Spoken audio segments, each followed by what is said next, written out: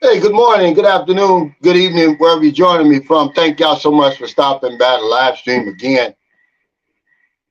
We're back in St. Carlos City. Let me get this situated. Shout out to the NTZ crew, Jacob Chanje. I don't know if Michael Beecher Life's going to be on here today, but I'm pretty sure he is. He's back at home. Any new viewers and subscribers, this is your first time, welcome. In my old heads, there's Elette, Makata, Dwayne, Fontaine, John. I see y'all on here. Thank y'all so much for all your support over 3 years, man. It's a long time. I don't take it for granted. There's Yusuf Amar Habib. And anybody joining us on the replay today, thank y'all so much. This is just going to be a question and answer. You know, a lot of times I have a topic, but I'm just going to open it up, man. We'll talk about whatever you want to talk about really today. I'm still going to have my panel tomorrow. I just really wanted to check in. We coming from Cagayan de Oro at the meet and greet. Thanks again, everybody who showed up over there. I had a great time. I really enjoyed that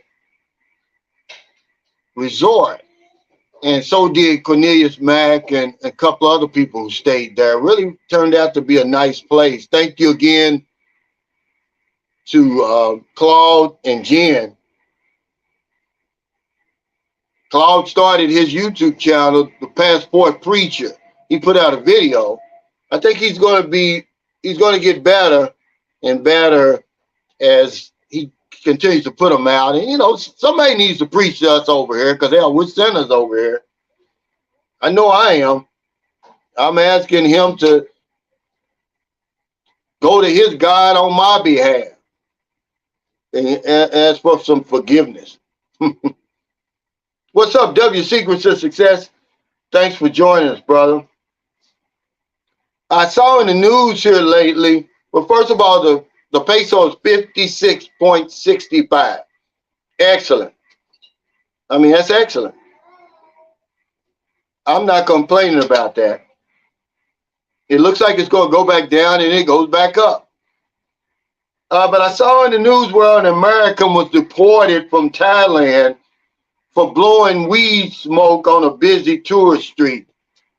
You know, but when I talk about our behavior as Americans overseas, I always get a pushback. Every time I talk about that, you know, being an American, growing up in America, I can see that when we come overseas, we do some crazy stuff, man. We think we're bigger than the rules. Now, this guy had a weed blower. Go online, you'll see it. I mean, he's blowing just big plumes of smoke into a busy tourist street, and they made him apologize publicly. Then they deported his stupid ass. Now, why would you do that? See, Thailand doesn't play either with that stupid stuff. They don't put up with that. But if you talk about that, oh, he's anti-American. No, we do some stupid stuff like that. Makes him want to do that.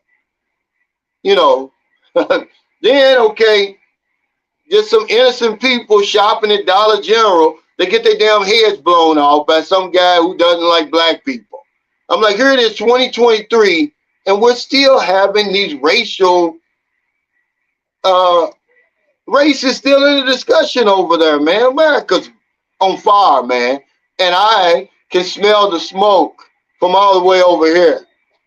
What's up, I Walk? I met him at the Quest Hotel, man. Nice to meet you, brother.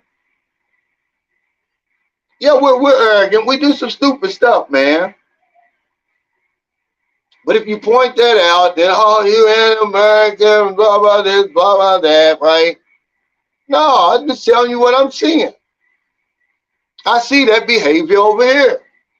Luckily, weed's not legal here. You see the same stuff. You know. What else am I going to talk about? You know, the little Victor guy yesterday, man, I wasn't making fun of him, man. It was just something. I was in the bathroom, right, in McDonald's.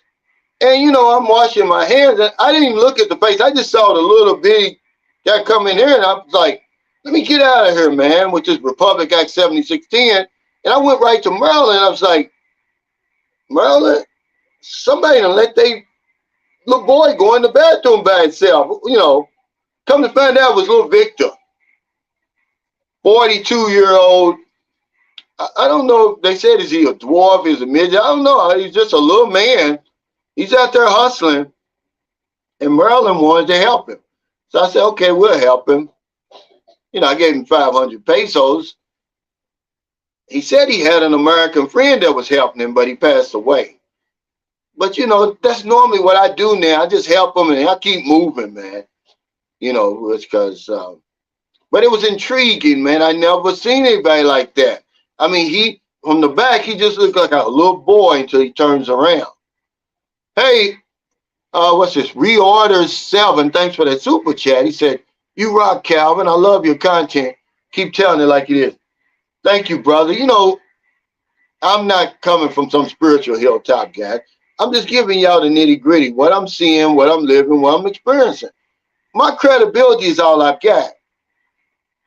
You know, I can't dial it in on my channel like these other channels. You know, they can just get up in the morning and get 50,000 views. I can't do that.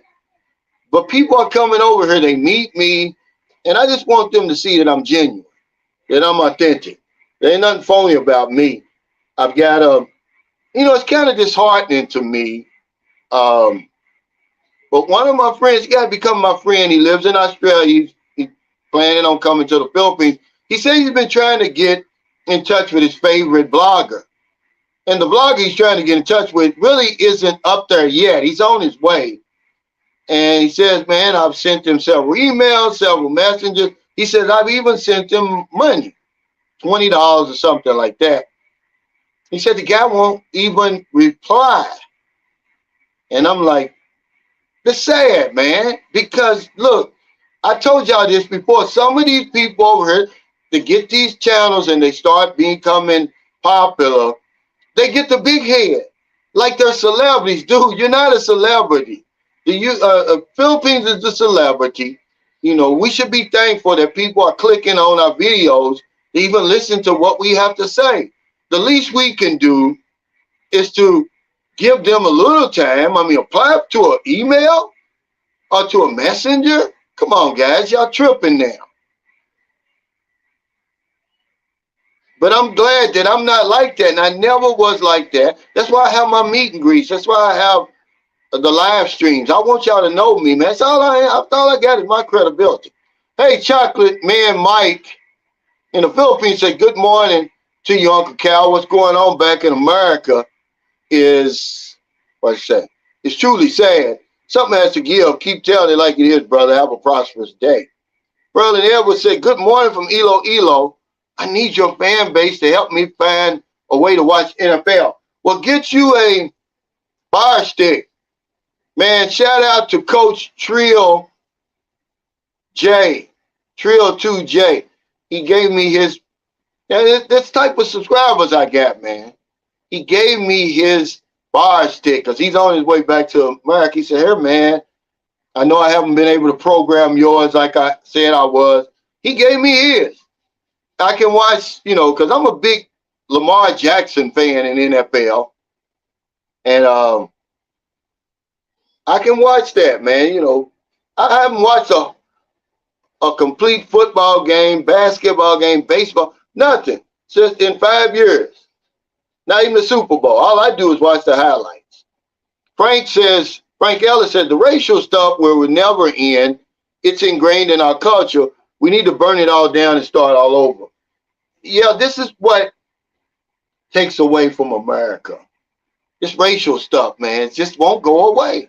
It's just never going to go away. And I don't understand it. Hey, what's up, King B Stacker? Man, I've been reading your Facebook posts, man. You got me feeling sad. Because I know how you feel, man. It's his first time over here in the Philippines. He found a nice woman. He's got settled in. Now he's got to get ready to go back home for a couple of months, I think. And he really don't like it. And man, your posts are so sad, man. But I've been there, man. But that's okay. He said, definitely authentic and genuine. You can't get some of these guys to answer you back. You are a real one, Calvin. I appreciate that about you. Man, thank you, brother. And yeah, you found your sweet spot over here, man, the first time around, which that's hard to do. That's hard to do. Mr. Private Brain said, good morning from Austin, Texas. I just had a friend over and he asked me, could I make the trip to the Philippines? Now, RV, he's a Filipino. He lives in the Philippines. He says, Typhoon Goring up in Luzon, cooler weather here. Yeah, we ran into that yesterday, and it's raining now. Y'all hear them frogs? It's the only time you hear the frogs is when it's raining. I mean, it's a lot of them out here hiding in the grass. But we're getting the remnants of it now. I wasn't even able to walk today, but hopefully it'll hold off later so I can do my walk.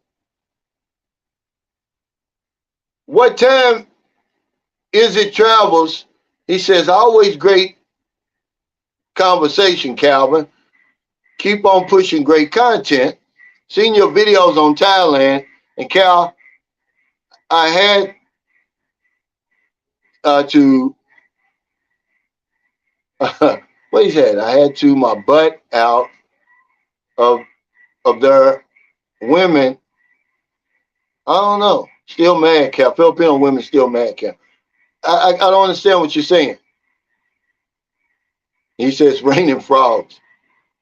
Brian Nichols, Sam Champion, return to God and biblical values. What? Moments with Mitch. What's up, brother? I know you're getting ready for the AEP. I'm glad I'm out of that stuff, man.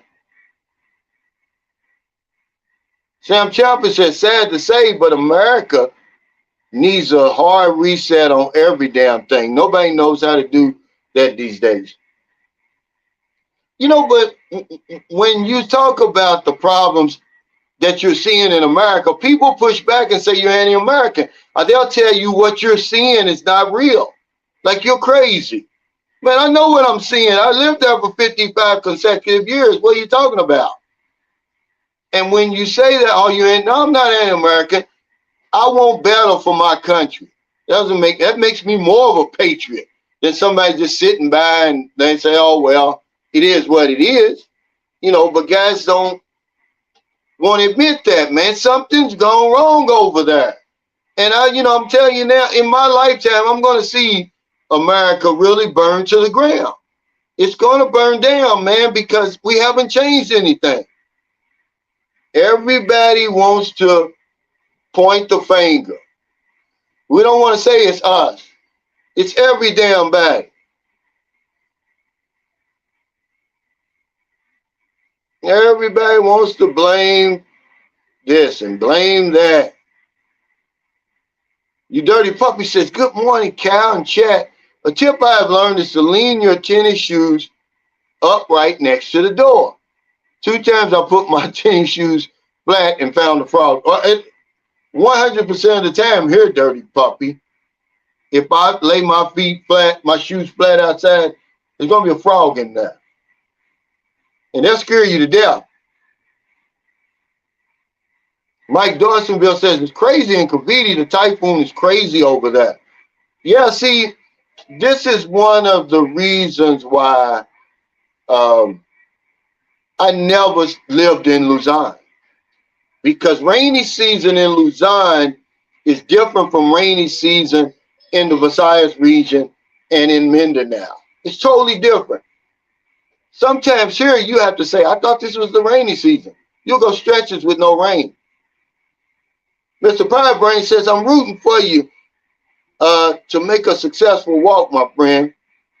Yeah, we were in Cebu yesterday, and I ran into the shoes that I'm actually going to use to make the walk. I'm going to go back and get them. There's some Brooks. These are the real Brooks. These aren't those commercial Brooks. You know, they got the commercial Brooks, then they got the real Brooks that you run and walk in.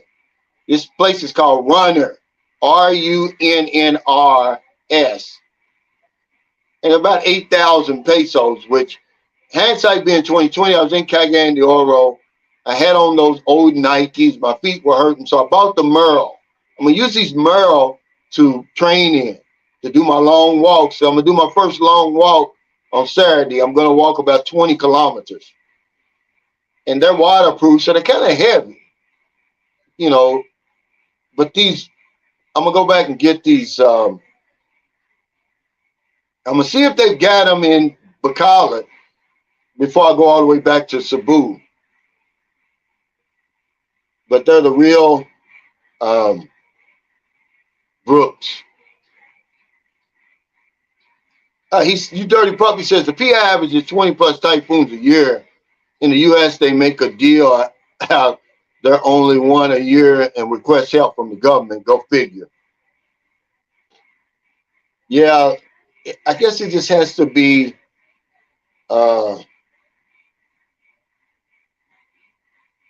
It just all depends on how heavy, man. A lot of times, man, them hurricanes over there don't be no joke.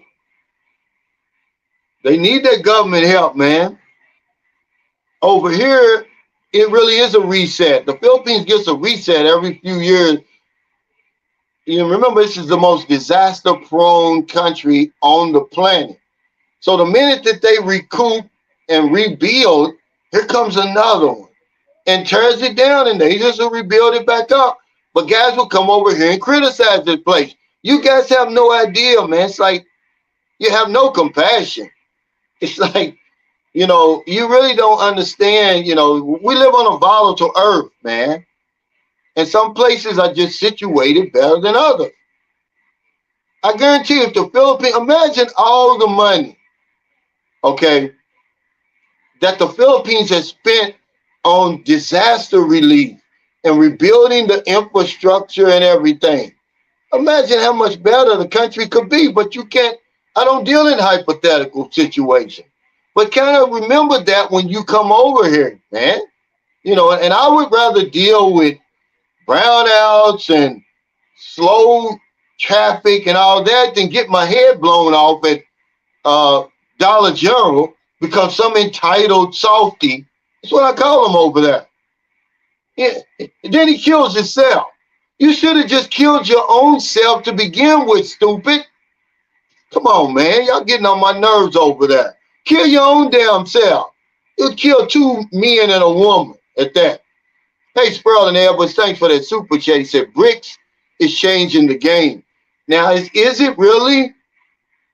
Are we taking that serious or not, guys? Is the world taking that serious? Wait, guys, I'm missing something. Hold on. I seen W. Oh, there it is. Well, sorry. Yeah, is BRICS really changing the scene, guys? Or not? Because this is your live stream. I don't really keep up with stuff like that. W. Secret Sister says, thanks for that super chat. He says, make sure you buy a walking stick to fend off. Yeah, I certainly am. When I did, go in my community page and click on that link.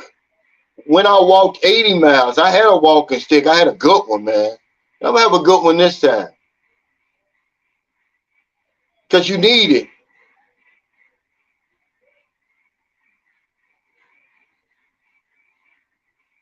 Oh, okay, he said brick is definitely changing the game. Do any of you guys, I know that's like a currency thing. So are any of you guys dealing with that right now?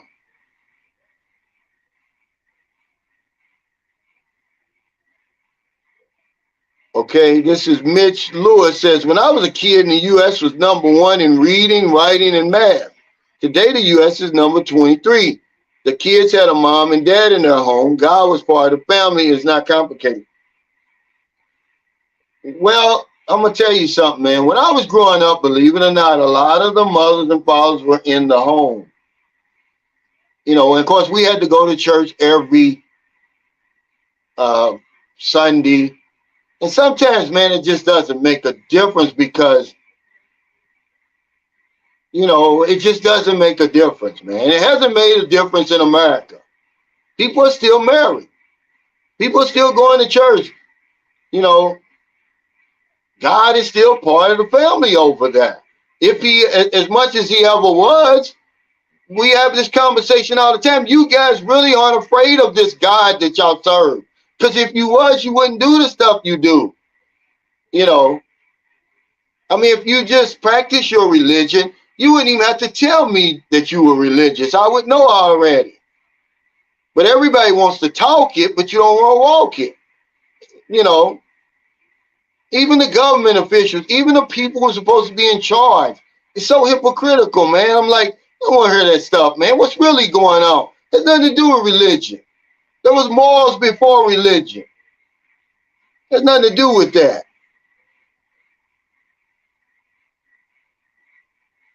Hey, big folk,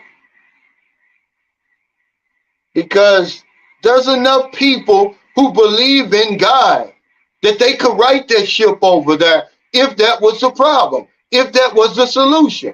It's not. It's more than that, man. It's wherever human beings are, there's going to be problems. We're the problem. And until we look ourselves in the mirror and say, you know what, you're the problem, you're part of the problem, nothing's ever going to get fixed over there. We're too busy pointing fingers at everybody else. Oh, it's the black people. Oh, it's the racists over there. No, it's all of us. Okay, I'm sorry. Okay, but what difference does it make? Okay, what difference does it make? Religious people, slave masters were religious. They were praying every night to the same God that they wanted the man that they had chained in the damn backyard, plowing the damn fields for nothing. Matthew, ain't got nothing to do with it. You know, these guys, you know, all the presidents and everything supposed to be religious. Let's don't get on that kick, guys. Let's talk about something else. This is part of the problem anyway. Yeah, he said Fiend was God. Yeah.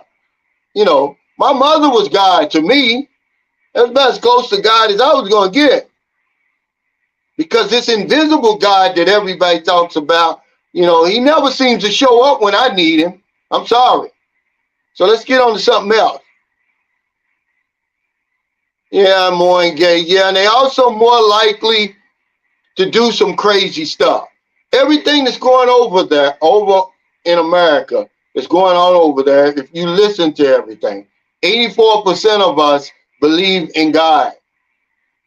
Okay, the Christians who doing all that stuff. All them banks and it's going bad over there, the housing crisis and all that, Wall Street and all that. These are Christians doing all that, Matthew Dean. You're a Christian and you're on here trying to come over here screwing one of these young ladies. Ain't got nothing to do with that, guy. Y'all don't believe in Christ. Y'all don't believe in that for real. Okay, Jam Silver says it's going to put a stop to USA bullying of countries that don't agree with them. Well, I don't know about that. That still remains to be seen. U.S. got their military, man. People say this stuff. Remember, guys, it's the media. If you buy into what the media says, you got to learn to think for yourself. Okay, until I see the brick really move the crowd like y'all saying it is, I'm going to have to stand pat on that. I'm not going to get too worried about that. Brian Nichols said many people claim Christian, but feminists and CRT believers too. Yeah, that, you know, if you don't have to say you believe in God, you just do it. Just act. Let your actions speak. That's the best sermon of all. The way you live. But something's going on, you know, over there in America. And unless people come to terms with it and admit it, that there's a problem, we certainly have a problem over there. Imagine we're blaming it on the children. All the children this, the children that. We know what the problem is. Nobody's going after Facebook and all these other YouTube, I mean, social media and all that, this really has a lot to do with the problem going on. These are Christians, by the way, and they know the destruction that they're reaping on the world.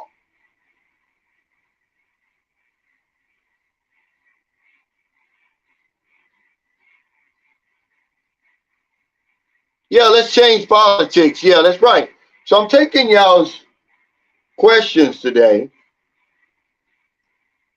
and try to answer them the best I can about the Philippines. I just put out a video about dating young women versus younger women in the Philippines. It's not an age gap video, guys. He asked me, would I be okay with my 27-year-old daughter dating a 65-year-old man? He's saying, what if these women, these young women I see over here in the Philippines were my daughter? Would I be okay with it? I really can't answer that. I don't like to do hypothetical things. So on that video, I tried to answer it the best way I can from a father's perspective. My daughter has choices over that. A lot more choices over that. Okay. And hindsight being what it is, I've already seen the clowns that she's dating over there. So I'm more inclined to say, okay, I don't have a problem with it as long as they treat her better, take better care of her than these young guys. Because people over here seem to think, and you saw it on that Judge Judy. Did anybody see that cringy Judge Judy clip they're showing about the black man? He's 45 and the 23-year-old Filipino, and he takes her to Judge Judy's trying to get $3,400 back. It's cringy, man. And you see the attitude of not only American women, but Americans, period, about the Philippines. We know very little about this place. Judge Judy called the woman a child bride in her face on national TV. I'm like, wow, it's cringy. You know, and, you know, of course, everybody was on the man's case. Oh, you're taking advantage of this young woman, right? Now, she's 45, she's 23. They're looking at it from that Western perspective. They missed the whole point. Judge Judy has no clue about the Philippines and the culture. Because the young lady says, well, you know, I'm responsible for my little sister's education. Oh, Judge Judy jumped in a case. Oh, who says you're responsible? Why should you be responsible for your little sister's education? What about your mother and father, Judge Judy said? As if she's talking to somebody in America. Like they're earning the same amount of money over here as they are over there. The young lady just stood there and said, because I'm the second eldest. And, you know, I guess the eldest was taking care of something else in the family. And she said, yeah, I'm supposed to take care of the sister's education over there.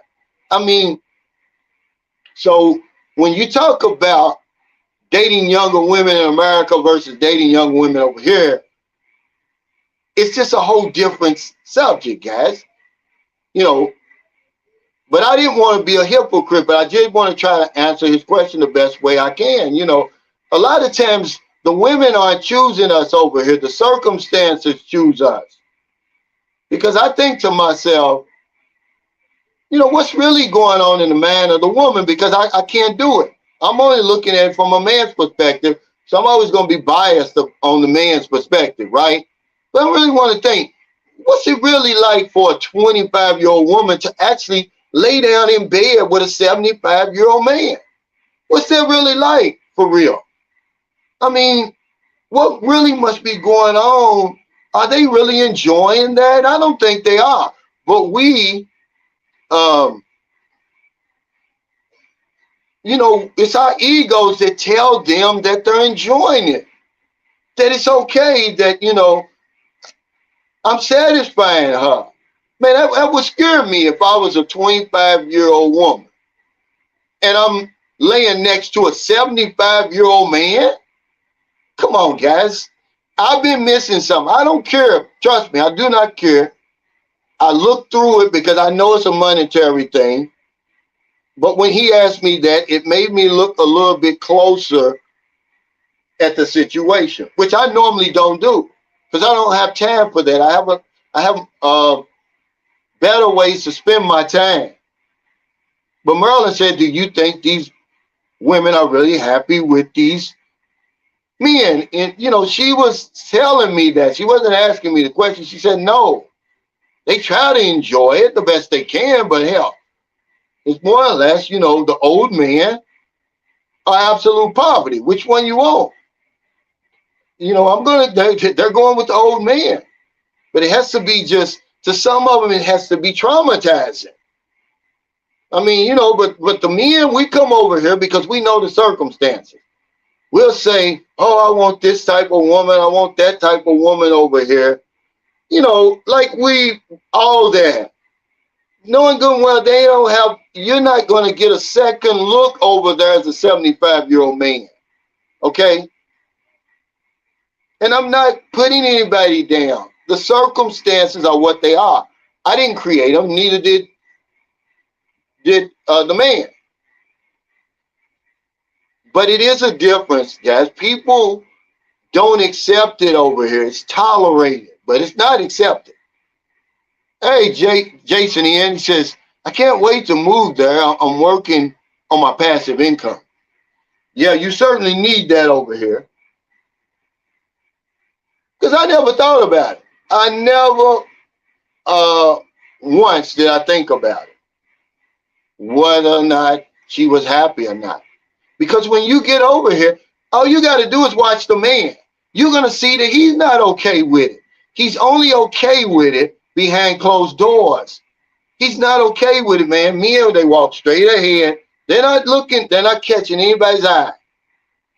Okay? Because they're uncomfortable.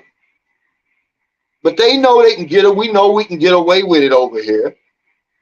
And we come over here with the impression that it's accepted. When it's not. It's not. You know, believe it or not, it don't just happen with foreigners. It happens with Filipinos and regular Filipino men. But I'm talking about, as foreigners, we're older.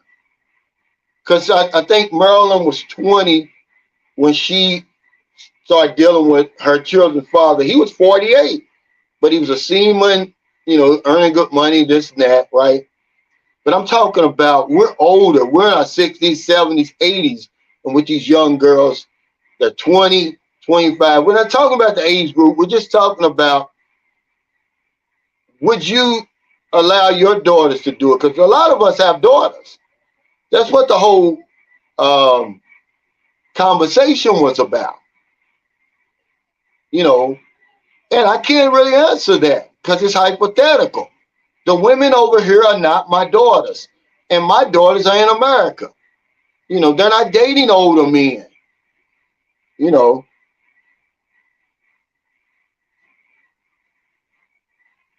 Jam Silver says they're just doing what they have to do, Brother Cal. I asked my Philippine girlfriend over here in Toronto the same question.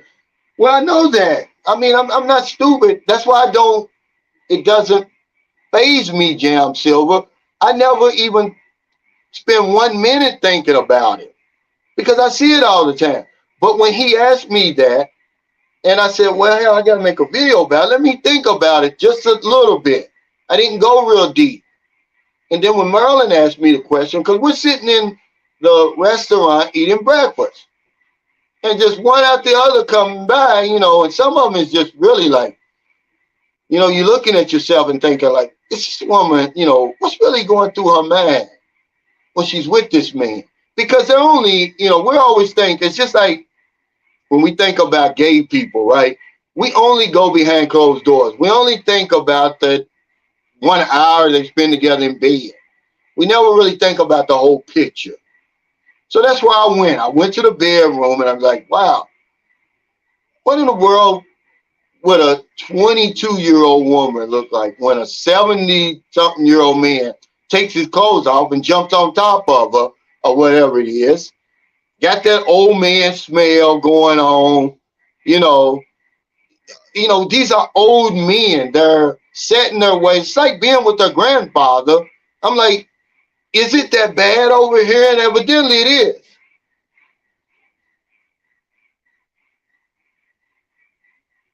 Hey, Robert Dame, thanks for that super chat. He said the foreign image is approved. Ask her, and if she's honest, she will tell you. Yeah, but we're trying to go a little bit deeper than that. We know why they're with them, but we're saying, how are you able to do it? What are you thinking of when that's going on? Or when you walking through the mall and all eyes on you? You're 25, the man you're with is 75. You know, don't say you don't care, because they do care. I think he asked the wrong person the question, Robert. I shouldn't have been the one he should be asking. He should ask the Filipina who's actually doing it, or maybe her parents, not me. You know, he was there, you know, he was looking at me like, well, what if that was your daughter? See, he hit me with that. And, you know, you can't really talk about that. What if that was your daughter?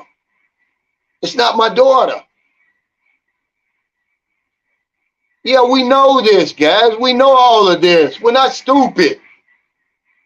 Kenneth says it has to do with improving the young woman up from poverty. It helps her own family. We know that. But we're saying, how did they do it? What is, I mean, these women must really be spectacular. I mean, they must be, I'm talking about, I don't know the word to use, to be able to do that. We know why they're doing it, but to actually pull that off, man, they some hell of a women, man. Hey, Scott Fortune, he says, hey, Cal, this is Scott Fortune, just checking into your show from Camegan Island. Sorry we missed you, brother. Oh, it's okay, man. I know that you're busy over there getting your business and stuff taken care of. It would have been nice, man, if you could have came to that meet and greet, because TJ, we were going to go to Camegan and we were going to see you, but Booby got sick. That's the reason why we came on back. We were not supposed to come back until today, actually. No, until Tuesday, actually. But yeah, you know, but see, the whole point is, you know, I'm not dealing with young women. Okay, Frank, he says, what about foreigners that don't look their age, Cal, like you? We're not really talking about this age gap thing. It's there. The money's there. We're just,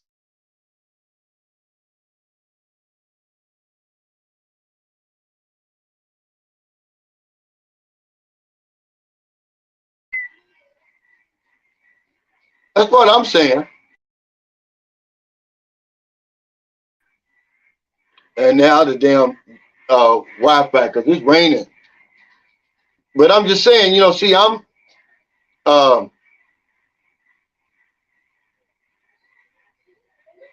I'm dating younger women. I'm not going to date any young women anymore, because it's not all right with me. I'm saying I can't deal with it. I know she can, because of whatever it is in them that makes them able to walk through that fire.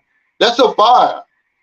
You know, if you turn it around and I'm, you know, 25 and I'm talking about dealing with a 75-year-old woman, but we never even try to think of the terms of where the Filipino is coming from. We can't get past the money. That's as far as we go.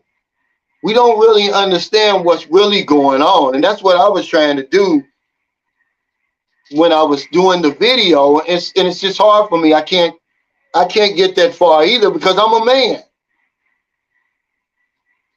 One light said 15 years is too much. Cal, you 60. You want a 75-year-old? Hell no. Not even a 25-year-old wants a 40-year-old. You don't know. You don't want your daughter doing that, boob, either. Well, remember, you're talking to a man. And women and men, I don't want a woman my same age either, one life. I don't even want a 60-year-old woman, because women and men, we don't age the same. So let's make that clear. Okay? Okay, let's make that clear. I don't want a 60-year-old woman, one life. I don't even want a 50-year-old woman. I don't even think I want a 45-year-old woman at this point. Okay. But we're not talking really about that. We're trying to look at it from the other side if we can. You know, we're men, so we're not going to even try to address it. We're going to keep our bias and say she's happy. We're making her happy. Well, I'm pushing back on that. I'm calling bullshit on that. These women are not happy with us. They're happy with what we can do for them. And I'm just trying to say, how do they get through the day? Okay? How do they get through the day? Is it that bad over here that would make a 25-year-old want to deal with a 75-year-old, man? Or even a 30-year-old want to deal with a 75-year-old? But you're asking the wrong question. I mean, you're asking the wrong person, I'm sorry, because I can't get past the money. I can't get past that. And these aren't my daughters. But now that I've got a 17-year-old daughter that I feel responsible for, and I know you guys, oh, you're a simp, that you're not responsible. Yeah, I feel responsible for. Okay. If I stick around and continue to do the things I'm doing, this is the reason why my daughters over there aren't in a situation where they have to date older men or compromise themselves, because I'm there doing what I'm supposed to do. If I stay here and I'm doing what I'm supposed to do, Booby's not going to have to do that. Sophia's not going to have to do that. Sahara's not going to have to do that, because they're going to have more options. They're going to have more choices. These women that are dealing with us, guys, they don't have choices, man. If you're being honest with yourself, if you go and look at their background and everything like that, we're trying to make it out of something that's not.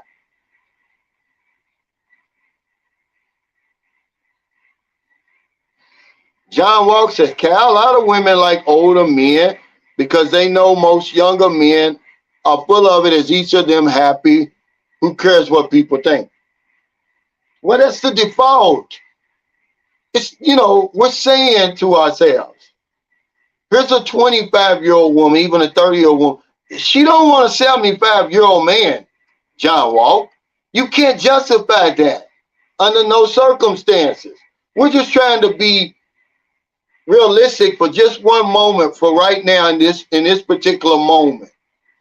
Because 30 minutes from now, I'm not even going to, I mean, you know, after this live stream is over, I'm not even going to think about it, because I'm around it all the time. I see right through it. He asked me what I would think if that was my daughter. And it's hard for me to do because I can't think that way.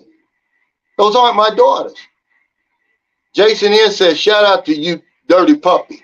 Yeah, you Dirty Puppy's a good guy.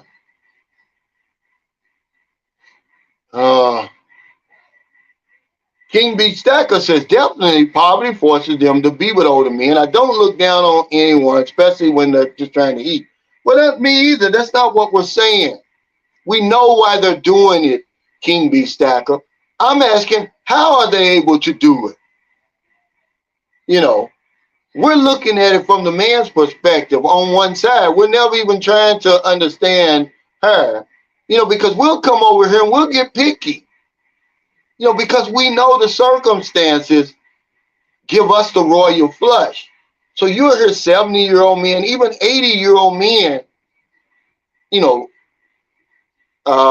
getting picky over here. I don't know if you've ever sat around and heard that, but I have. I do all the time. But we're going to justify in any way we can, because we really don't understand it. We're not trying to understand it. You know, it's like, okay, you're getting what you want, I'm getting what I want. Then why are you so uncomfortable with it in public? I see it, guys. I see y'all. I'm that way too. If you see 10 of those arrangements, 7 of them are uncomfortable because they know that it's not normal where they come from. You can't just get rid of that Western thinking overnight.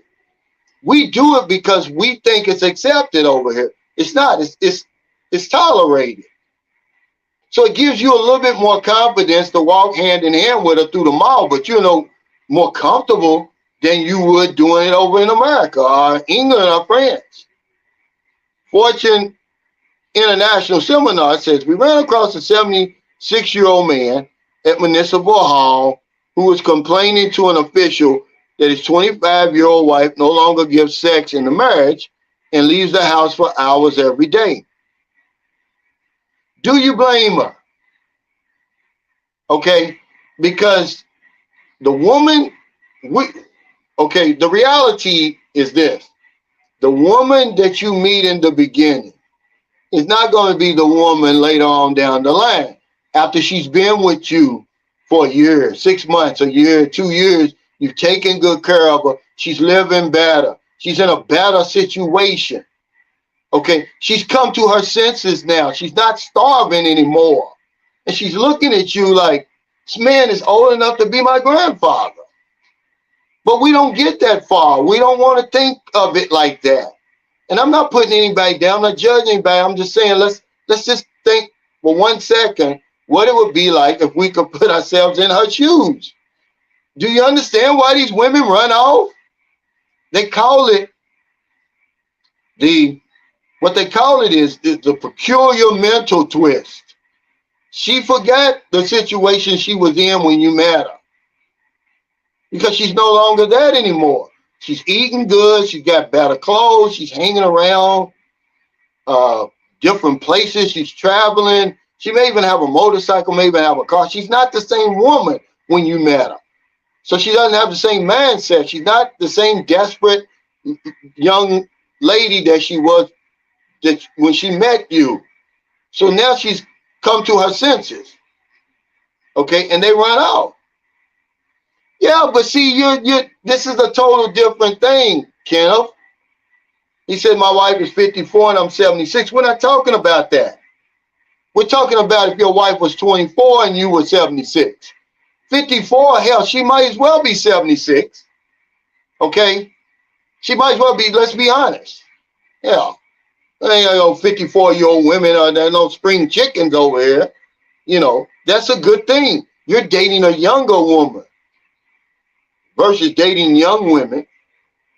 They don't even give you and your wife a second thought when you go to the mall or to the market. Are you walking around the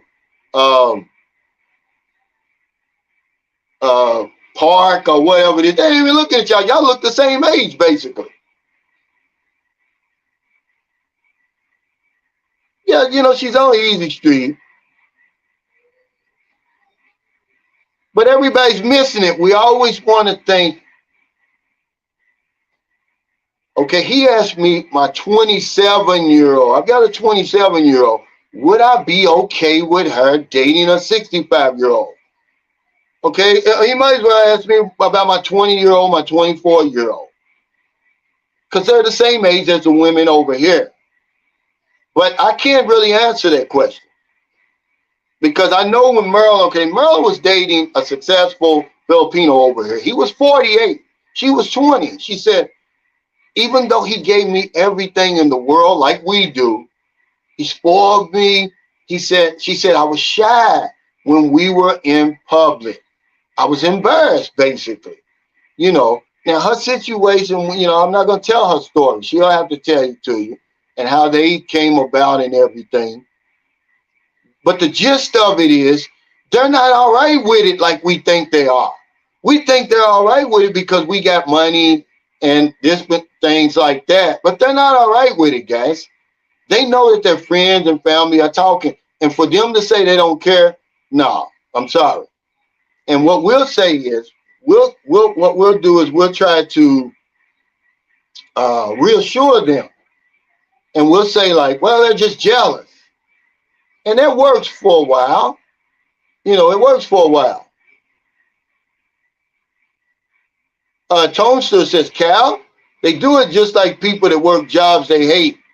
Spend money they don't have, be nice to colleagues they don't like. The Peanut doesn't have a better option not to do it. Not all, of course. Yeah, you're right. Not all, of course. He says only 15 likes, guys. Kane, the digital nomad time traveler, says it happens, gents. Stay as young as you can. Hit the gym. Not only just what's he say? Wait. Not only just have money and take care of, but take care of your outer appearance as much as you can.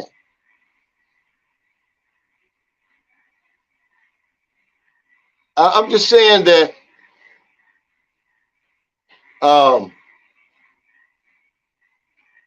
as men, of course, and we come over here and we do it, we're always going to justify it. I'm not saying it's wrong. I'm not saying it's right. You're saying it with your actions, with your eyes, with your movements in public, that you're not even okay with it. I see it, man. I see it. When we were there yesterday, now I'm sitting right there, right in front of these people. They walking right back. The woman's looking all around, taking in the scenery. The man is walking straight ahead. He's not catching anybody's attention. He's not looking at anybody in the eye. He's looking straight because he doesn't feel comfortable.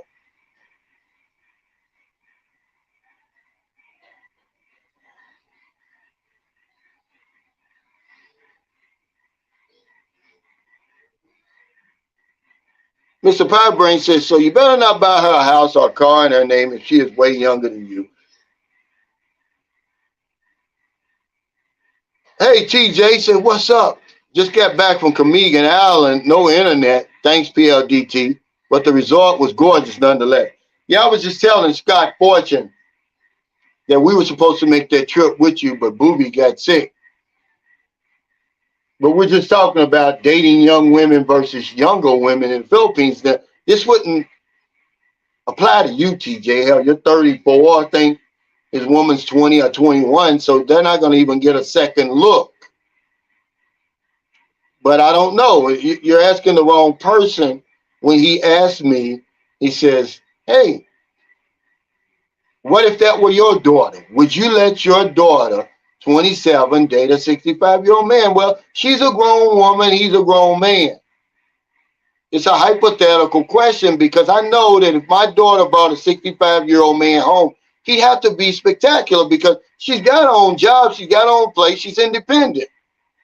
So why would she, if she has so many other options, why a 65-year-old man? He must be exceptional. He must be a good guy. So, if she's happy, then I'm going to be happy. But if he was asking me, would I allow my daughter to date one of you expats over here, I wouldn't be happy with it. I wouldn't. I mean, it's nothing I can do. I mean, it's not like, oh, you dirty old men. When there's dirty young men out here, okay, an old man can mistreat her just as well as a young man can. Okay. Hindsight is 2020. I'm looking from it from a point of view. I've met a lot of guys over here, and I'm like, well, maybe half of you I wouldn't mind, but the other half I wouldn't. Because y'all get over here and you talk about what you're not going to do with the girl. The circumstances are in your favor, and you take advantage of it.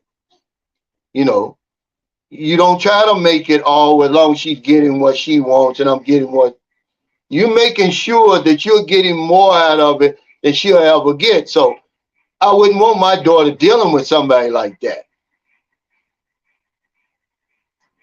Dexter Dixon says, when I met my Filipino wife, I was 40.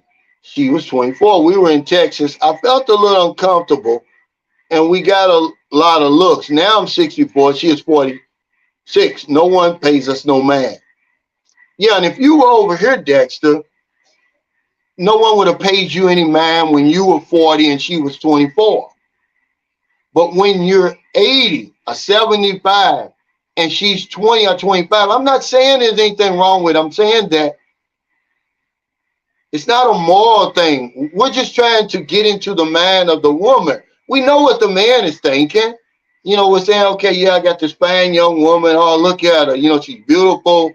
Okay. But from the woman's side, we're saying, how are you able to do that? How are you able to get turned on by an old man like that? You know, they can barely get around. He can't see. And I ain't talking about all of them, but I'm talking about the typical man. Once you get 75 and 80, look, man, you on the way down. You're no longer on borrowed time. You're on any time. And from our perspective, from where we're seeing it, from where we're watching, our view is the woman's okay with it. But I found out that's not true. They talk to Marilyn. Marilyn tells me they're not really they're not really happy. They're pretending, man. You know, because they know they need that financial help. Okay, but I'm just thinking, man, like, wow. Because some of these guys that I see, I'm like, man, I don't care how much money you got, man. This woman's doing a hell of an acting job. See Me in My 50s says men need to put their holistic health above anything else as they get older. He said the women will come naturally. Well, we're not even talking about that. We're just talking about the dynamics that we see over here. And remember, after this live stream's over with, I'm not even going to care. I'm not even going to, it's not even going to cross my mind. I see it so much. He said, there are no more happy than a streetwalker. See, but when you tell the truth, when you say, wow, you know, are these women prostituting themselves, you know, that's too harsh of a word. But is it any different? You know, is it any different? And I think this is the reason why a lot of Filipino fathers and family, they don't want that for their daughters. They really don't want it. The ones that we get, man, I'm telling you, man, they're in a absolute poverty. The circumstances choose us, not them. You know, TJ Johnson says, also, I'm going to keep it lit. I get looks with her or without her because I'm especially dark skinned, but I'm used to that throughout Asia. Been happening since I was still an enlisted. Yeah, they're going to stare at you no matter what. You know, it just got me to thinking, guys. I promise you I don't think about this stuff because I don't care. You know, at the end of the day, I got to take care of myself and the people around me. I don't have a lot of time to think about what somebody else's relationship is about. But when he posed that question to me, it made me think about it. What is this young woman really, what's really going through her mind? Dealing with these old ass men.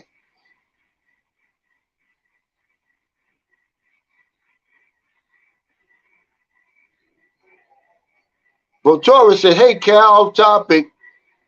Have you tried a 30-day detox? I did. When I first met Marilyn, I actually went 60 days. No sugar, no coffee, no sweet drinks or anything like that. And I'm going to do it. I'm working myself up to it. Probably the week before I walk, I'm going to do that. No sex, no nothing, because I really have to get into a mindset of lack, man. You really got to be desperate and you have to be mean and ornery, man, to walk 165 kilometers. Just to walk 10 hours a day. You really got to be in a funky mood. You got to be, you know, in that type of mindset.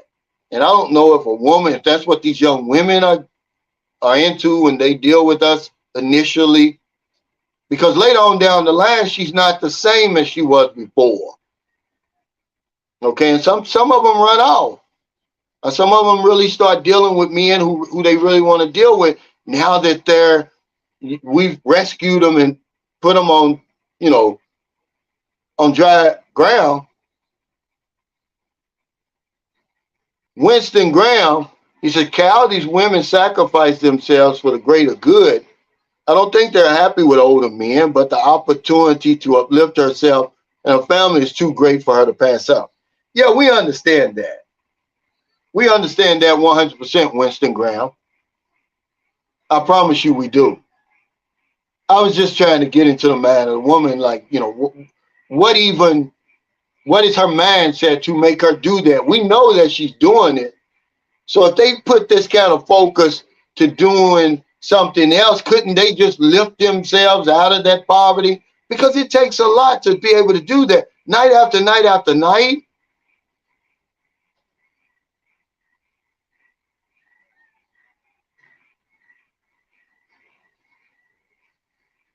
Street Cred says, I'm not 75 years yet, but I would imagine that I would want her around for basic company. That's all for the most part. Yeah, from the man's perspective, we know what that's all about. We're just trying to sympathize with the woman for just a second, because there is another side to it. And you tough guys will say, oh, well, who gives a damn about what the woman thinks? Well, I do. Sam Chambers says, Cal, last year we went to the county clerk's office in E-Town. The lady who helped us stop my wife was my daughter. I'm 65. My wife is 53. Is your wife that old, Sam? Your wife is 63? 53? Well, we know all you got to do, if you haven't seen this clip going around now, it's got like 6 million views of Judge Judy. It's dated July, but July 2023. I really don't know how old that show is, because the black man, you can look at his afro and tell it's dated. And then he said he met the girl in a mail order magazine. So I don't really know how old that show is, but it just shows you how little Americans know about the Philippines and Filipino culture, and certainly the attitude of American women over there. I don't care. This man he already had a judgment against the woman to pay him the $3,400 for a long distance calls or whatever it was she was making back here. But Judge Judy threw that out and sided with the woman. And everybody, she says, when she says, well, how old are you? And the young lady said 23. And she asked the man, how is him? He said 45. Now, this is 45 and 23. The crowd, ooh, you hear it in the audience, right? And I'm like, this ain't going good already. And then Judge Judy is telling the man, you took advantage of this woman, knowing absolutely nothing about, life over here. And, that there is another side, that some women do prey on us to get what they want and to get to where they want. But it was just cringy. She called the young lady a child bride to her face, not realizing that most Filipinos, period, before they passed this new law, they graduated college at 20. They were already working and helping to take care of their families at 20 years old. Oh, wasn't no child bride. Okay? But yeah, Sam, so I can understand her attitude. It's no different today than it was when Judge Judy was doing all that foolishness. They don't know nothing. Yeah, judgmental Judy.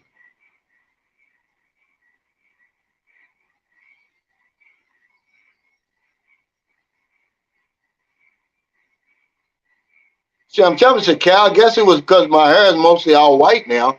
Most people are shocked when I tell them my age. They say I look much younger. But I didn't know your wife was... Yeah, that's what I thought. It is a rerun. I'm saying, but they just put it out there as if it was...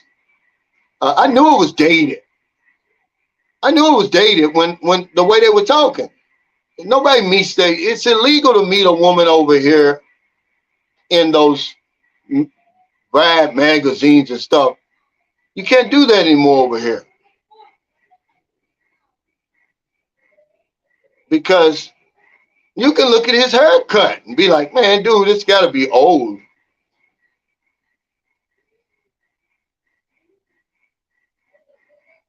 Abel's Journey says, let's remember two important things about the Filipina.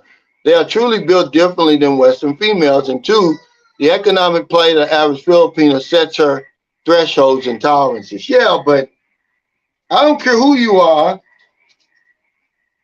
You know, a 25-year-old woman does not find a 75-year-old man attractive. And to actually lay down with a 75-year-old man and get it on with him, that's really quite, I'm not judging, I'm just saying, you know, what would that look like? But remember, all we're doing is looking in the bedroom. We don't look at all the other parameters and all the factors that go into a relationship.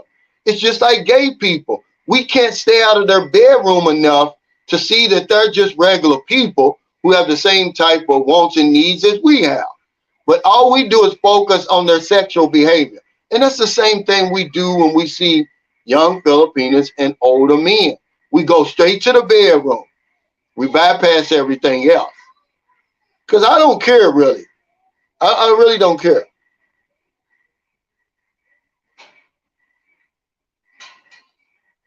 TJ Johnson says, and if I'm with my girl and my housekeeper, it gets sort of ridiculous. Buy one, take one this, flower in both hands that. Now that makes me feel a bit weird because I'm smashing her cooking and nothing else. John Cooper picks a young Filipino benefits from the old guy and banking on the fact that they don't have to do it long because the old guy probably will not live too much longer. Yeah, we know why she's doing it. We're asking, how is she doing it? What is it in them that makes them do it? Is it, you know, something like the man said, Abel's Journey said, they cut from a different cloth. Is that it? But you don't see it over here, guys. You don't see a 25-year-old Filipino with a 75-year-old Filipino man. I don't care how much money he's got. You don't see it. Hey, Tati Sanders. Yeah, it had to be a rerun.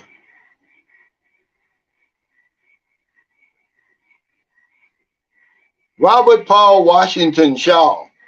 Now, he sounds like a presidential candidate. He said, Calvin, this is an American perspective. This type of relationship has been going on for centuries. Yeah, you're right. I have to agree with you there. But you have to understand that Marilyn talks to these young women. And, you know, they're not going to be honest with us. She's not going to, you know, she's not going to be so stupid as to shoot the golden goose. You remember people say, oh, I'm the golden goose. And then the guy says, no, remember, they killed the golden goose. No, Philippines, they're not going to kill the golden goose, okay? So they're always going to say all the right things. They're always going to do the right things when they're in our company. But it's only when they're talking amongst each other, right there in your face while we're eating dinner, do they tell their real story. You know, because Marilyn asked them, do you enjoy having sex with that old man? And then they'll say something like, no, I'm trying to enjoy it, you know, but I can't. So she's thinking of the car and the house and everything else that he's supposed to be doing for her. And that's what gets them through that. Because I don't care how you look at it, man. We're human beings. We're still on planet Earth.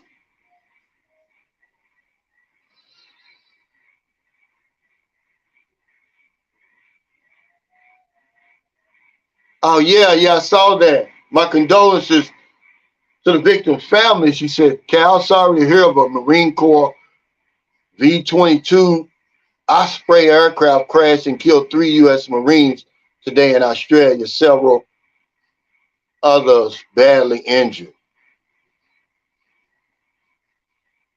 He said survival.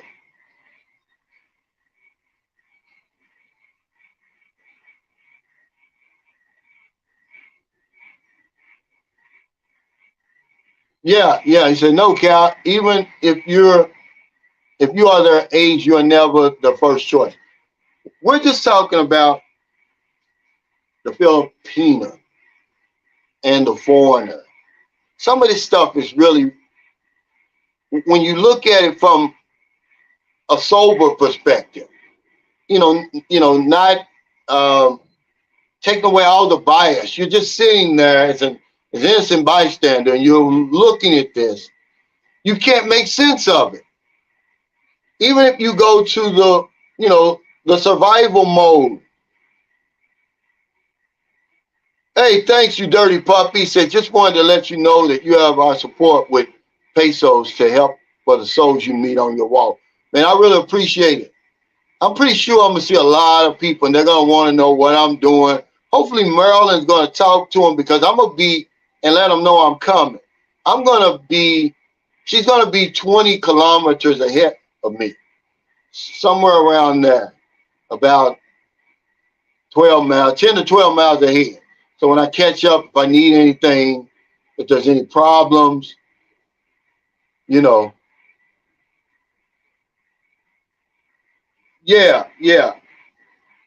she is.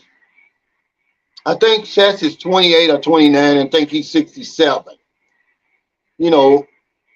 And they'll justify it, but we really, like I said, we really don't know the full story. We know it's happening and we know why. I just don't know how. And let's see.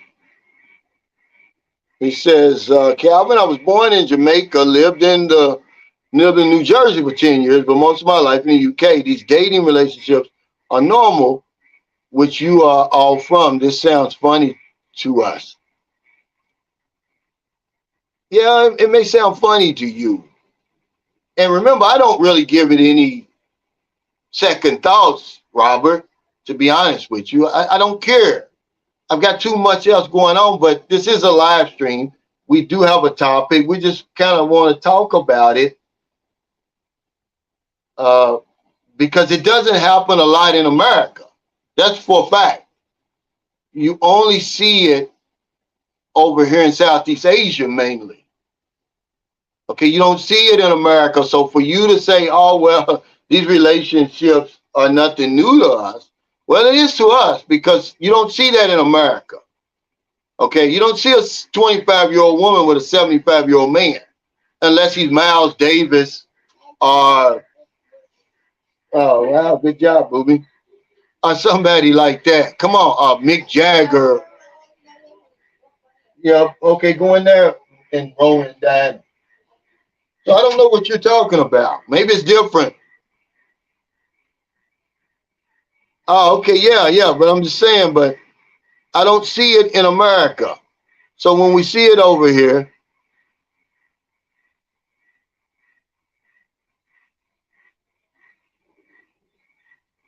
he said, who says? Says is a Philippine blogger.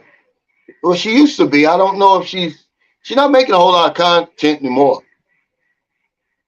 But she was throwing some gems. She was on my channel, my panel one time. She put some gems out there. She was like one of the reasons they like to date older foreigners versus younger foreigners is because the older foreigner can stay over here with them. She said Filipinos don't like long distance relationships. This is what she said. It made sense to me. He says, this is a solo walk or is this some formalized organization event? No, it's a solo walk. Just something to shake my life up over here. Sometimes you got to do things like that, Gerald. You just can't just sit around and just get into a routine. I mean, what better way to bust that routine than to take out walking for 165 kilometers? It makes life a lot interesting, man. I think I'm challenging everybody else to challenge themselves. Basically what I'm doing. You don't want to come over here and just waste away. We think that, like he's talking about these hot young chicks, we think that they're the answer. They're not the answer. For a lot of times, they're the problem for these older guys. You know, I did a video a long time ago about widow makers, man. We come over here, we think we can really deal with these women. We can't deal with it, man. You know, you getting all kind of. They were at the meet and greet talking about Max Man and Viagra and all kinds of stuff, man. You know, and you better use that stuff as the doctor prescribes it, or I can kill you. But we try to come over here dealing with these women, man. Under normal circumstances, you can't do it. And so one of the things we do, because I'm a man, so I can get into the mind of the man. We treat them as the best we can to justify them being with us. You know, because hey, I like it.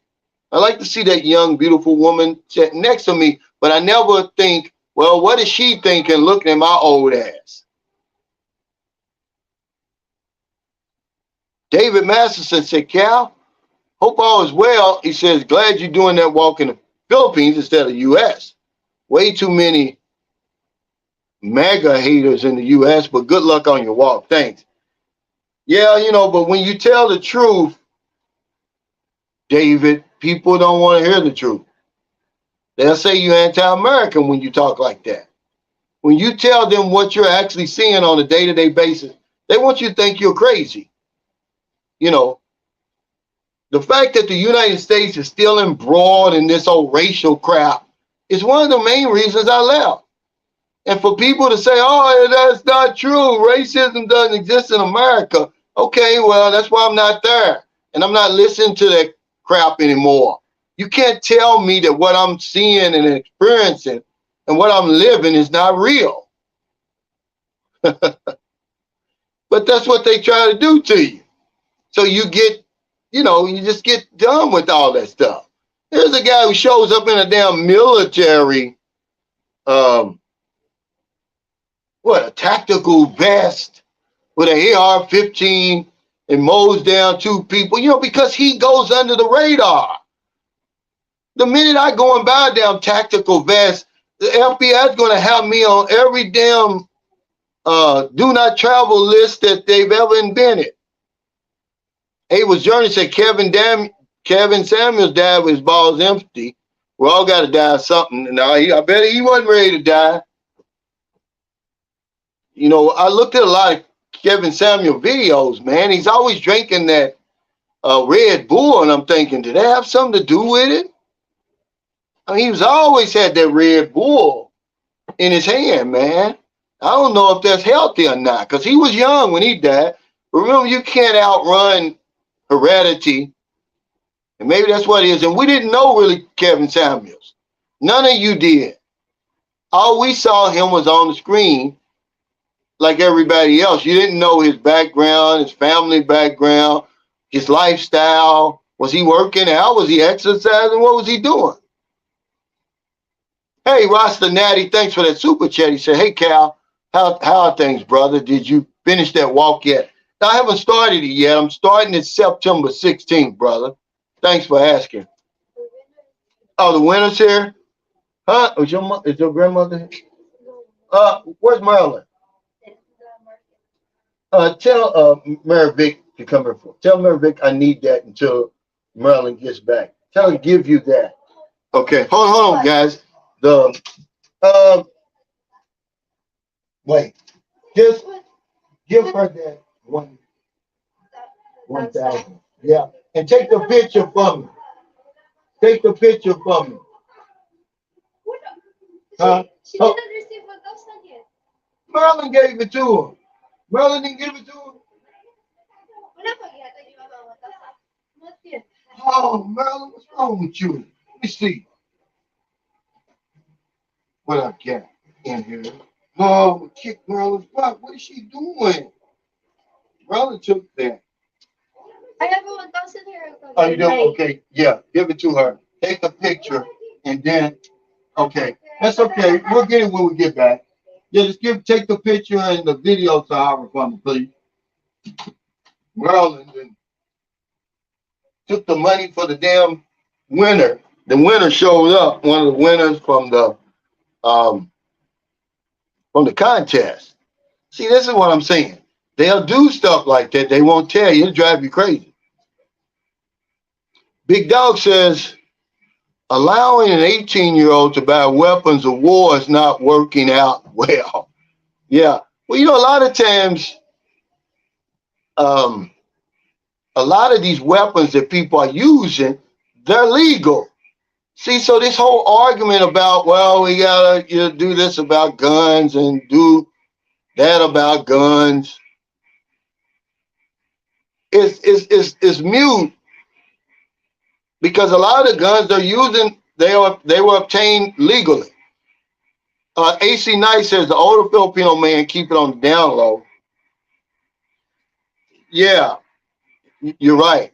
But they're the rich, the super rich, or the super powerful. There's no regular 75-year-old Lolos, over here dealing with young Filipinos, because remember, you understand why they're even dealing with old foreign men, AC Knights. Yeah, it happens over here, but you better have some money, okay? A lot of it, or a lot of power. And yeah, they keep it on the down low, and sometimes not. Yeah, he said yes. Chris said yes. Those monster drinks will kill you too. Too much caffeine at once. He was always drinking them. Look at his videos, you'll see it. So you really don't know what's going on. Yeah, he said they want to protect guns rights, but not gun violence. Yeah, that's crazy. Yeah, they have but you're missing the whole point. It doesn't matter if the man is Filipino, foreigner, or whatever. For a 25-year-old to deal with a 75-year-old, she's got to be strong up here. Something's going on up here, AC Nice. This is what we're talking about. We're not talking about the fact that it happens. Of course it happens. It happens all the time. Okay? But actually, at first he wasn't. Kevin Samuels been out a long time, man. He wasn't an overnight success. You look at some of his old videos, he's still in the car. His hair was different. His clothes certainly were different. Okay? Alan Fish says, what are you doing to train for your walk? I'm walking 2 hours a day, but this week it goes up to 4 hours. Of course, I'm in the gym every day. Every single day, I don't miss a day. I'm doing a lot of squats, working on my legs, just getting stronger. I'm dealing with my diet. But yeah, I'm starting, today. I'm going to walk for 4 hours this week. Saturday, I'm going to do my first long walk. It's going to be about 20 kilometers. So yeah, that's what I'm doing to train. I mean, because it's not, this isn't nothing to play with, man. You better be in tip-top shape. You better be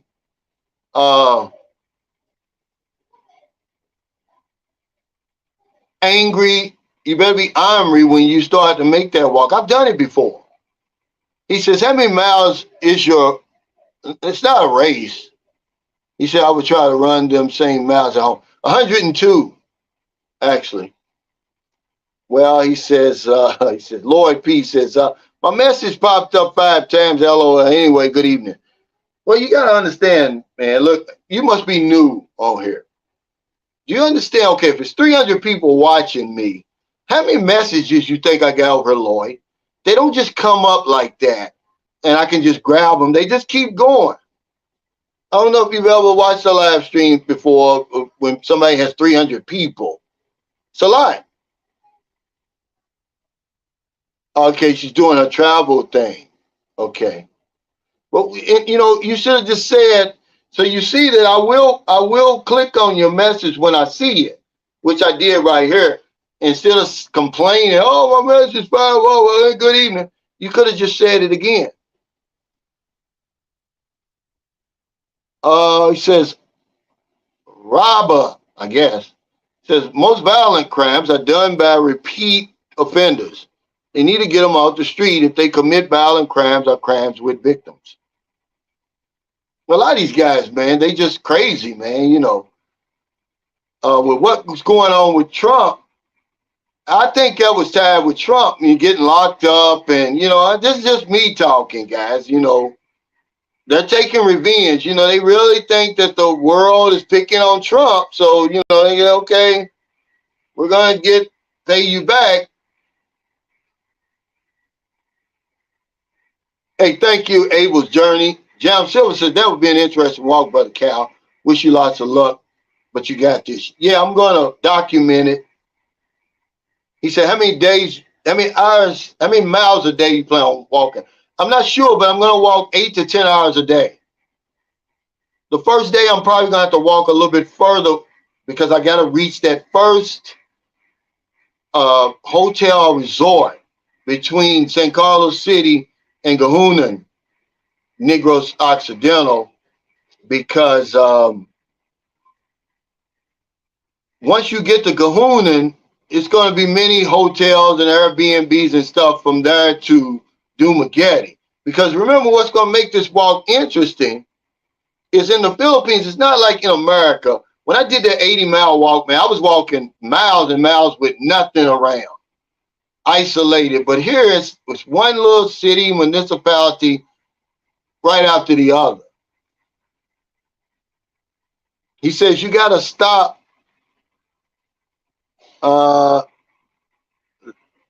that 3 times a day if you want to finish that walk. Well, you know, yeah, I'm gonna have to stop probably to change socks, whatever it is, you know, rest. He said, oh, LOL, no, Cal, you misunderstood. Sorry. He said, my message popped up on my screen, like pasted over and over on my screen. Oh, okay.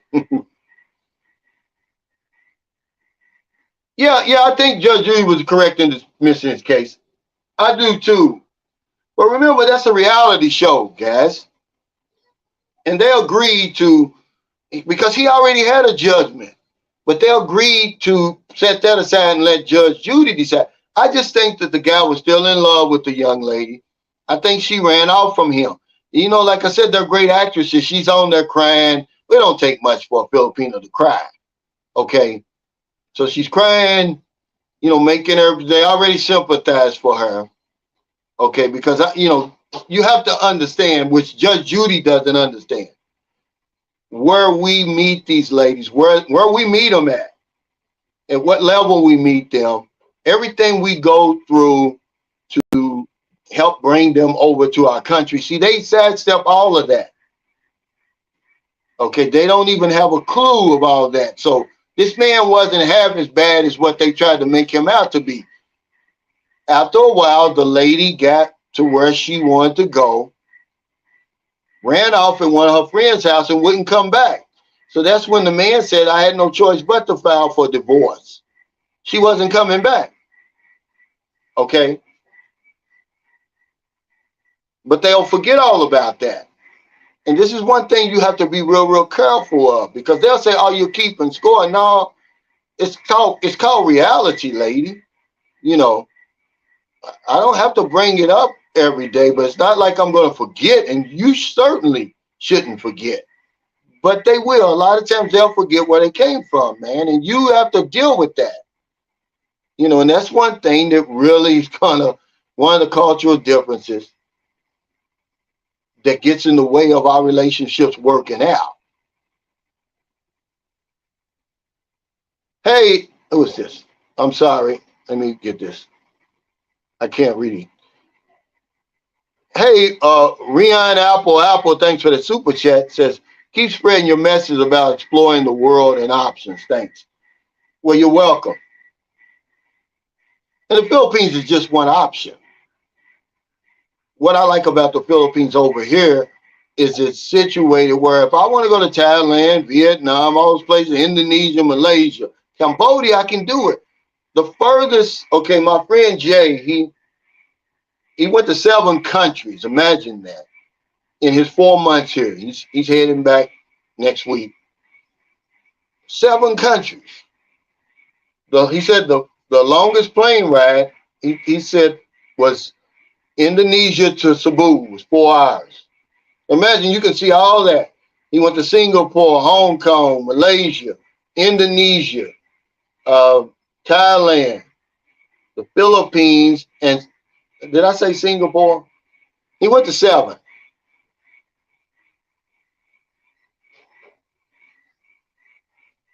King B. Stacker says, I don't ever plan on bringing my Filipino to America unless we are married and have at least one child together. And then it's only after we are well established here in the PI. Yeah, everybody has good intentions, King B. Stacker. And I know you got good intentions. But it takes a long time to get to know the woman you're with. And, it's like a fairy tale in the beginning. And you know me, I wish the best for everybody, but reality is going to kick in at some point. Because there's many. Look, I remember it was about 30 of us. We met in Cebu at TGI Friday. I mean, we had a big party of Sunshine Shoulders community, right? So after it was over, the girls went over here. We went across the street, and we were just standing on the corner talking. And this is before I made the video about why the first relationship doesn't work over here. Well, at the time, there was a couple there, and they were so in love. And the man was like, no, I think we're going to be one of the exceptions, right? Well, they're no longer together. And when you looked at them, you was like, they were the storybook couple. And I don't know, something just happens, man. I don't know what it is, but a lot of it has to do with the cultural differences that we try to sweep under the rug, man. That it's big. It's difficult, man. Cultural differences kill more people, more expats over here than anything else. It's stressful. You become just as frustrated here as you were at home. People having heart attacks, I'm telling you, you got to be real careful, man. When you start dealing with women over here, man, you got to take it slow, man. It's so different over here. Filipinos have their own way of doing things. They're on their own time.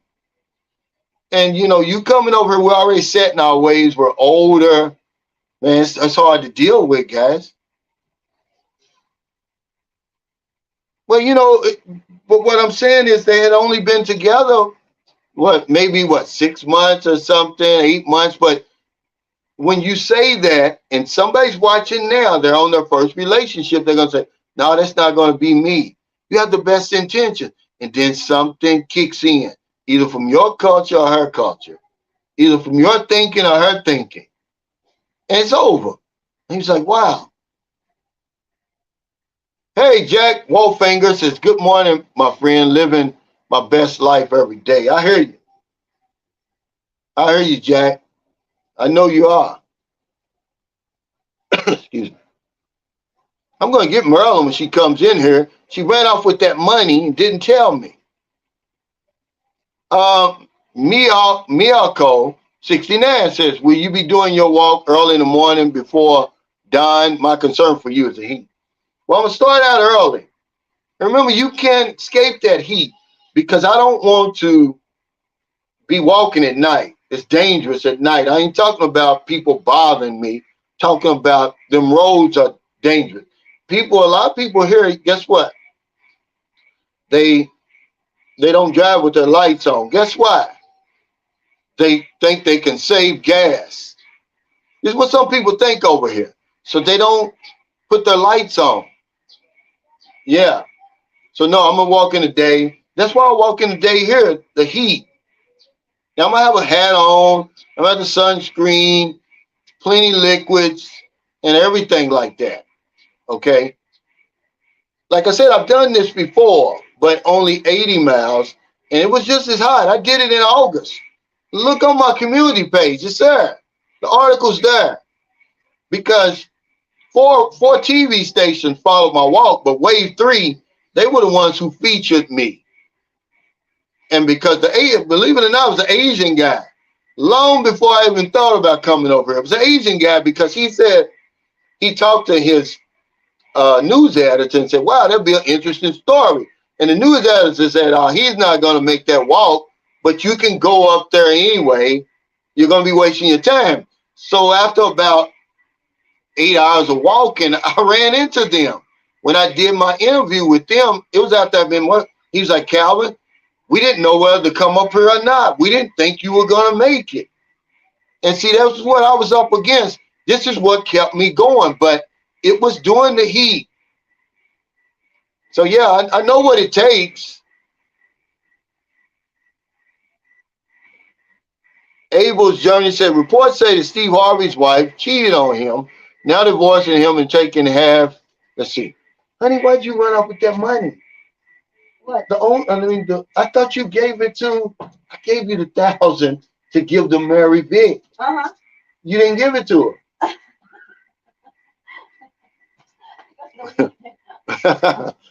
Because the winner showed up here. Yeah. Okay. He said reports say that Steve Harvey's wife, but she showed up. She showed up, that's it. Yeah, but you didn't give her the money. But we said give that money to, what we owe it to Sahara now. Now divorcing him and taking half of his 400 million net worth. Surprise, surprise, not really. Well, is that true though? I was just watching a video today that said it was all not true. But I wouldn't be surprised. Hell, would be his what, third marriage?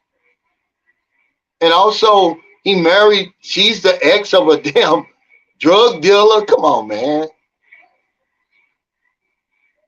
I mean, I'm not surprised. If they did have, who is Steve Harvey really? If he didn't have money, do you think he'd have, it's not like he's got, his wife is some dime or something. With all that money, I'd have been and divorced her. Yeah. He's been married 3 times. It's not like he's all that, man. He's 66. Yeah, and what is she? She's getting to be way up there in age. I'd have been and traded her in. I don't care what y'all say. Sorry. Hey, Ratchet Mindfulness. He said, long-time viewer, Calvin. How about a channel shout out? Thanks. Hey, Ratchet Mindfulness. What, do you have a channel? A Ratchet Mindfulness. Is that a channel? Shout out to you. And thank you for being a long-time viewer. He said, come on, says, no helping way, lights off to save gas. But that's just the way people think over here. So yeah, they'll cut that off. He said, wasn't this Steve Harvey second? No, 3. He's been married 3 times. Go back. He said, Steve Harvey been simping for years. He deserves it. But all of a sudden, see, here's what the problem I have in America. We don't learn to think for ourselves. So all of a sudden, somebody like Steve Harvey comes along and they put him up there as the spokesman for black people. And I'm looking at him like, who the hell are you to be telling me anything, Steve Harvey? Just because you got money don't mean nothing. A lot of stuff he says is foolish. Did you see the video he made about there's no crime in the Middle East? Yeah, but you don't give no context about it, Steve Harvey. Because if you still over there, they're going to cut your damn hands off. They're really going to cut it off. But that don't mean just society's better than our society. He's going over there, yeah, see, you can leave your car open over there. Yeah, because there's real consequences there. But he says stuff like that. It makes you think, and some people's like, oh, he's so profound. He sounds like a fool, man, to me. And then, listen to some of the diatribes he goes on the Family Feud, and even when he had his show. He's really a philosopher. You're a damn fool. I'm knocking him though. So what, you got money? They put you up there because funnier than you were before. They just pick somebody and they put them up there. The people in power. Hey, okay, we're going to put you up there, Steve. It's your turn.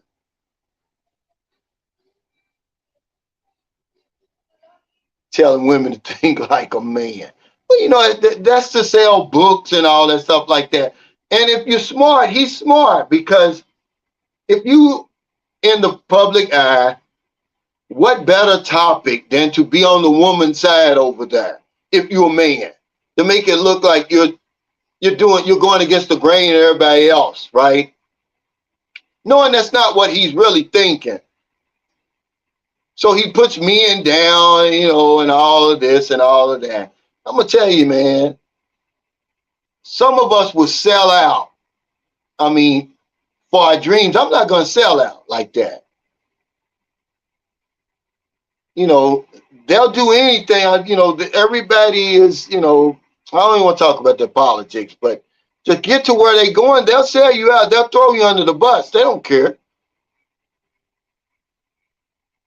Yes, Roger T says Steve Harvey just proved again that you can't turn a hoe into a housewife, which is basically what he was trying to do.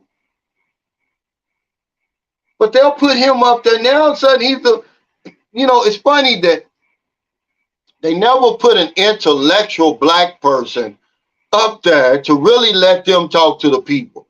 Somebody who really knows what they're talking about. It's always an athlete or entertainer. They are not the smartest black people in America. But for some reason, they want to put them up there for us to listen to for some reason. I don't get it.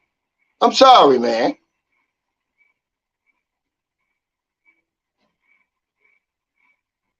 Yeah, you make a lot of sense. But I answered this already, Larry. He says, if you're not comfortable, why would you do it at all? I'm not doing nothing I'm not comfortable with. It's because we come over here and we think it's accepted. So it gives us some confidence. But we're not comfortable with it because you're not comfortable doing it over there. You see everybody else doing it until you actually do it and you see how cringy it feels walking through the mall with a 20-year-old woman and you're 76. Then you're going to see, okay?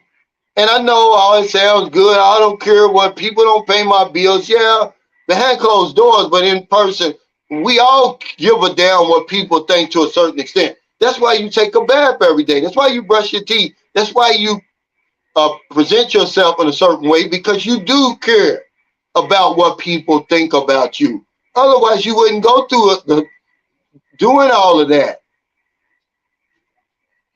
So, yeah, you're going to do it. And then you're going to see, until you've done it and see how cringy it is and how it feels, you're never going to know what I'm talking about. Because when I came over, I was 40 years old, and a lot of my friends now, they're 40. They're in their 40s. They're dating 22-year-olds, 24-year-olds. It's no big deal. But when you get to 70-something, 80, and you're dealing with these young women like that, yeah, it's cringy, man. I'm sorry. Yeah, the beauty pageant. Yeah, because he got a little fun. See, this is what we're taught over there. If you got money, then yeah, you know more than everybody else. No, you don't. Yeah, he's supposed to be so damn profound. Yeah. He said Laurie Harvey is like Future and Black China wrapped up in a deceptively classy looking package. Godspeed, though, a fool and his money are soon parted. That's right. Hey, Coach J Trill G, thanks for the super chat. Said late again, bro. Whatever I missed. Not a whole lot.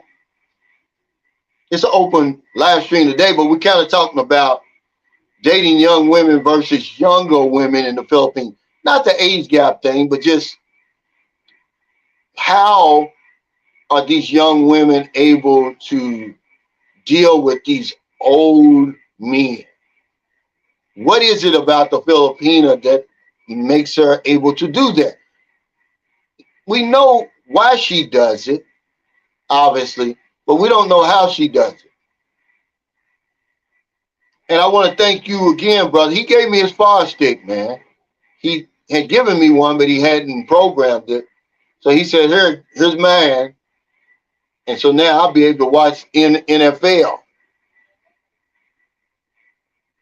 But we're just really, Jay,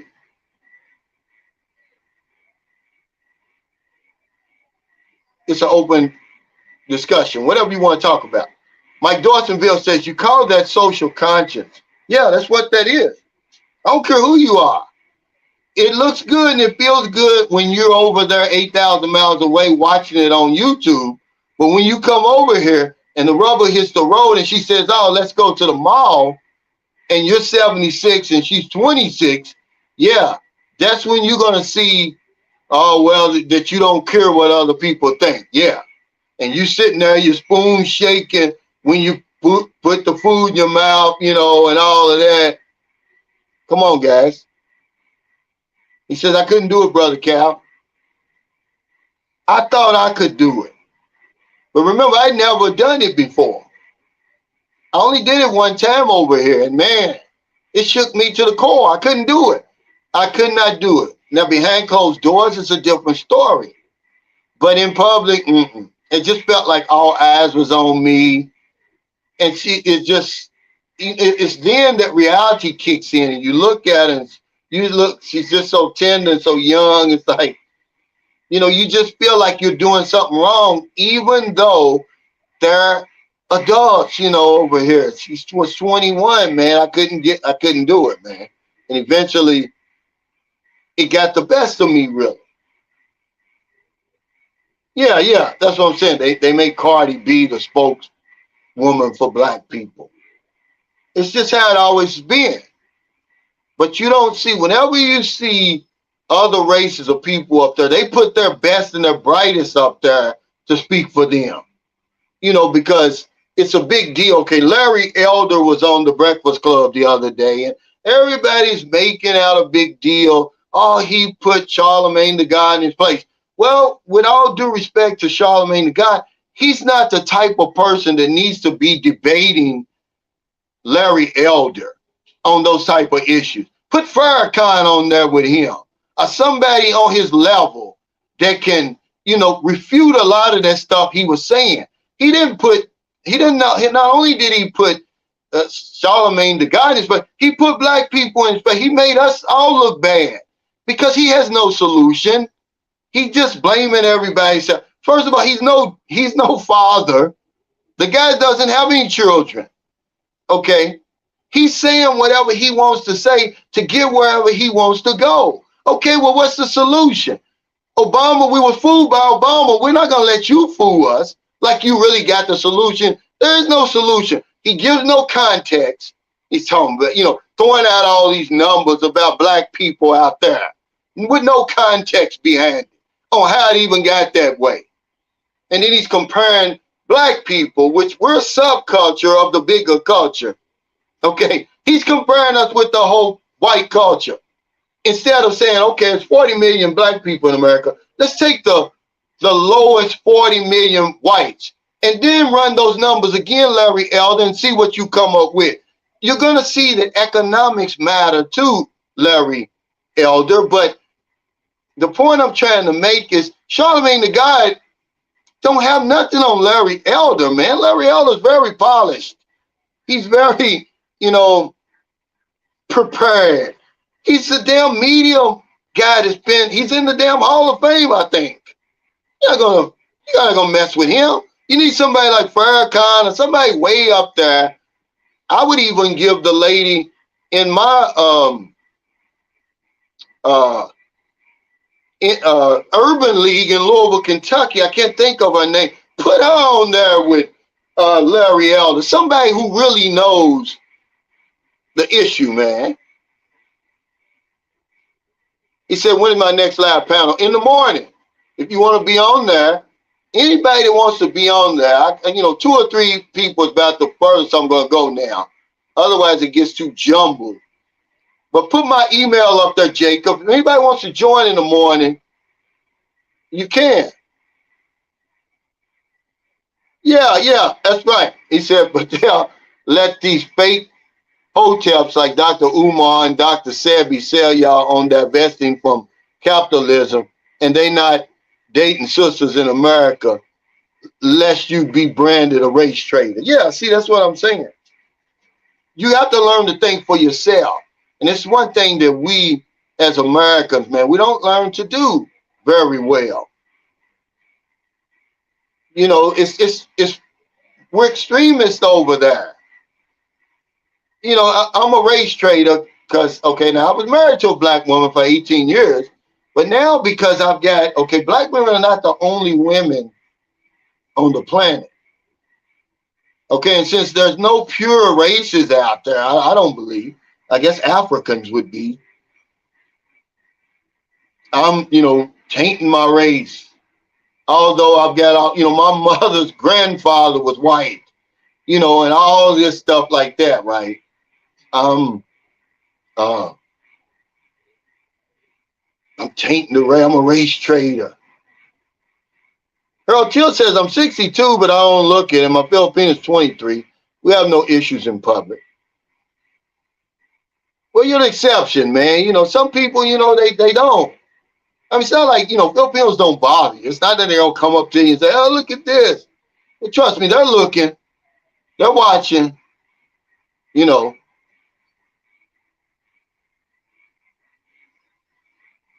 But TJ said, meanwhile, the institutional and outright racists are hoping you'll do just that. Now, you know,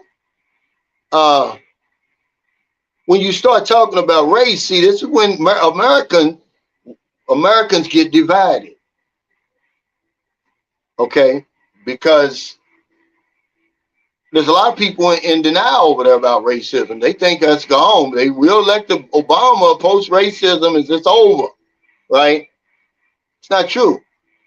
Okay, he said, who's crying about, now she's crying about inflation. Yeah.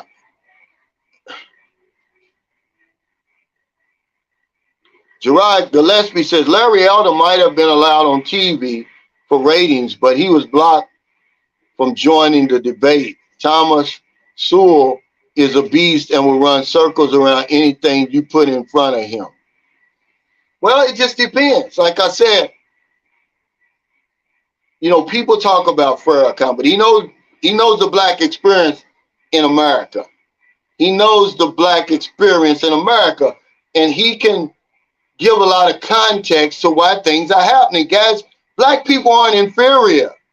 Okay, black Americans aren't inferior. We didn't create the ghettos and all that stuff. You got to go all the way back, man. That stuff still matters today.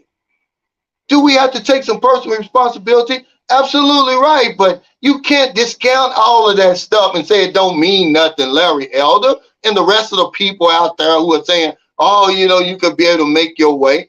Meanwhile, these are guys who've never been married. They don't have kids. You know, they don't know what it's like to be a father out here.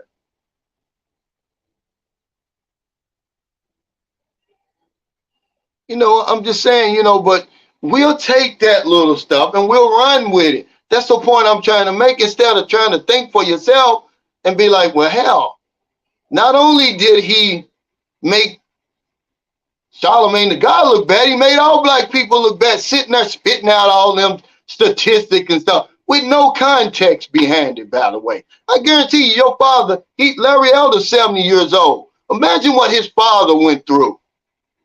And then you sitting there talking all that stuff, man.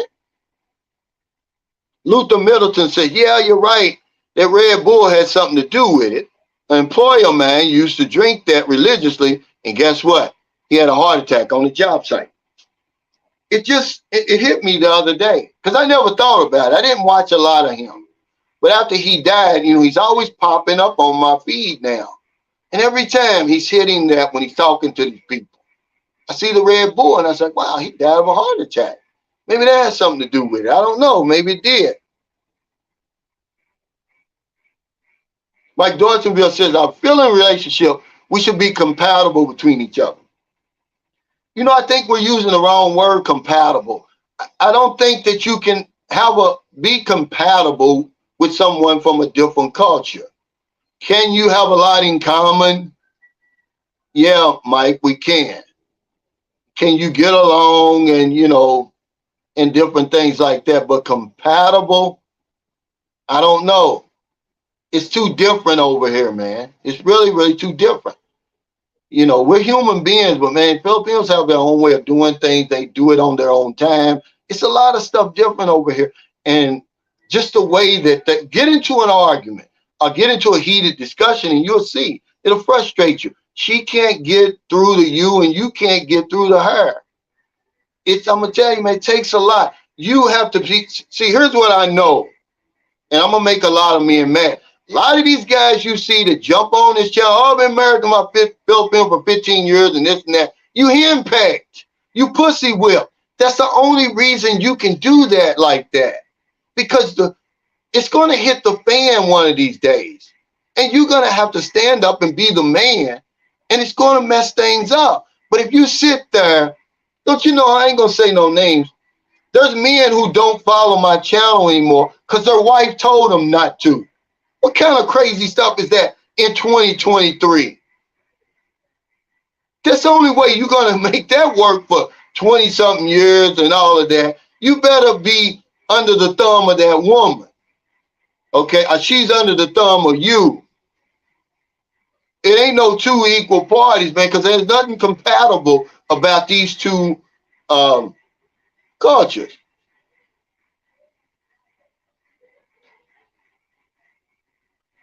Gerard Gillespie, Thomas Sewell impresses people who don't know their history well. He conveniently omits important information. He spins a narrative that has the truth. They all do it. That's why a regular guy like Charlemagne the God can't deal with him or Larry Elder or somebody like that. And remember, Americans, we don't read. We only go by what people say, so they can throw that stuff out there. Okay, get somebody who really knows the history, who really can put some context behind what's going on today and how it ended up like that. They act like black Americans like we bought ourselves over here, like we rented boats and came over here on our own, like slavery and Jim Crow and all that other systemic racism doesn't affect people. Why wouldn't it? Why are you expecting us to be inhuman, unnatural? That would affect anybody, man. You know, but it's not supposed to. No, I know I have to think for myself, stupid. And who is Dr. Phil? Who the hell is Dr. Phil? Like, who the hell is he? But some talking head on TV. Hell, I'm just as much as him. I'm just as, what gives him a special power? Nothing? Dr. Phil. But I got to have a PhD. See, we put too much emphasis on that. The people who made America what it is today, a lot of them, some of the most successful people didn't have a PhD. A lot of times you overthink stuff too much. He said, yeah, seriously, those form of views are protected. No, it's true. And they all married the Filipinas. The ones who stopped watching because their wife told them to. Told them don't do it. Don't watch it. And they stopped. Some of my biggest supporters. You know, I'm like, well, where's such and such at? Yeah, his wife said don't watch you anymore. Don't follow you anymore. And you don't do it. They're henpecked. The only reason you're going to make that happen, either you're henpecked or you controlling her. There ain't no, compatibility going on with these two cultures. I'm sorry. So if you can be honest with yourself. Here comes some more Bible thumpers. Don't realize that, man, you can take anything out of that Bible and paint it any kind of way you want to. What about all that other crazy stuff that's in the Bible that y'all never talk about? Chopping babies in half and all of that. Jam Silver says, absolutely, they spin history, all of them. But here's the thing about religion. It's like there's no disciples, there's no prophets, anybody today. If somebody says they're a prophet today, you're going to tell them they're crazy. Like they only existed way back then. This is what I have a problem with. If somebody tells you God told them to do something like Abraham and all those guys in the Bible did, they're going to lock your ass up in an insane asylum and you never see the light of day. God, he told him to go out and cut his son in half or whatever it was. Y'all know that. And then stopped him at the last minute just to prove his faith in God. Come on, man. Y'all need to grow up now, okay? Jam Silver says, absolutely, they spin history, all of them. But if you do your research and reading, you'll be fine.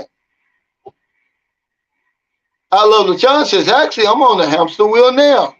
So she couldn't tell me not to watch you if she wanted to. Yeah, I know. But I mean, when some of these guys, when they're at home, they don't follow my channel anymore because their Filipino wife told them not to. And you say, oh, man.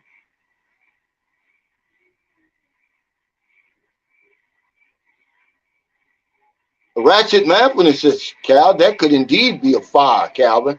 Might be an interesting survey. Yeah, PhD.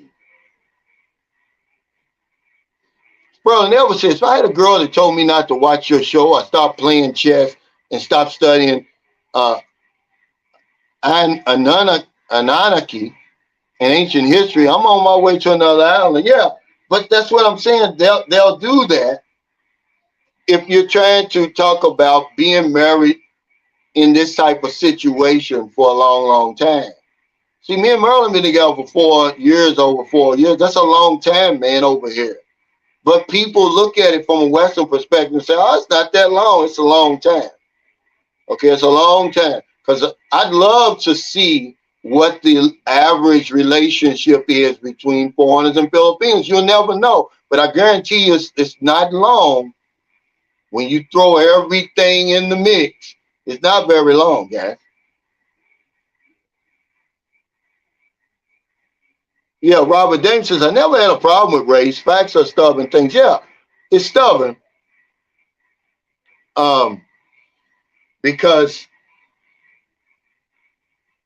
when my father came back from the Korean conflict, they sent him to the projects. He wasn't eligible for the VA, for the GI loan, the GI Bill at the time they called it. He couldn't get a house in the suburbs that they were building for those veterans coming back from that war conflict. So the white guys who he fought right next to, they were able to walk into those subdivisions, into their wealth. See, a house, you know, believe it or not, is wealth. And a lot of those homes are still paid for. They're still in the family. No one ever talks about that kind of stuff and how that really affects you in the long run. He said, my husband just told me to stop watching you. Yeah, bye. Yeah, I got a brother with a PhD. I got a brother with a PhD. I out-earn him. I out-think him every single day. Okay, but he's got a PhD. But I've got a friend who's got a PhD. He said he's a great speaker. He's actually a professor at U of L. And he said, anybody can have a PhD. He said, I'm no smarter than you. He said, if you do the same coursework that I did, the same amount of college hours that I did, you'd have a PhD too. But they think, oh, I got a PhD. Well, what's that do? You're just an educated fool is all it is. That's all we are.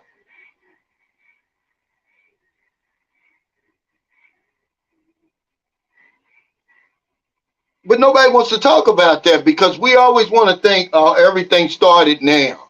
No, it didn't start now. You got to give some context as to why the situation is the way it is today. And then all of a sudden, you want black people to do the unnatural that nobody else has ever done, to come back from all of that and just to be normal. They don't realize when they freed the slaves on paper, it really did nothing. Where are we supposed to go? What are they supposed to do? There was no jobs out there. Guess what they did? They turned around and went right back to the plantation as sharecroppers. What the hell is a damn sharecropper? Y'all need to talk to me, man. Come on, guys. Allen Jumper, it says, I've been following you for years. You're a real man, dude, and I really like the way you advocate for black men. Men in general need to buck up and be men. Keep up your good work. Thank you. You know, I just happen to have brown skin. I speak for all human beings as far as, he said, where are you going? Weren't you leaving? Yeah. I'm really not a spokesman for anybody, but I do advocate thinking for yourself. A lot of the information we have in our heads was beat in there up until the point where we were like 7 or 8 years old. I think it's 8. And then as you grow older and you got to look at this information that your mother and father and school teachers gave you and say, hey, which of this stuff should I keep and which of it should I throw away? Okay. But many of us are afraid to do that. We're afraid to do that.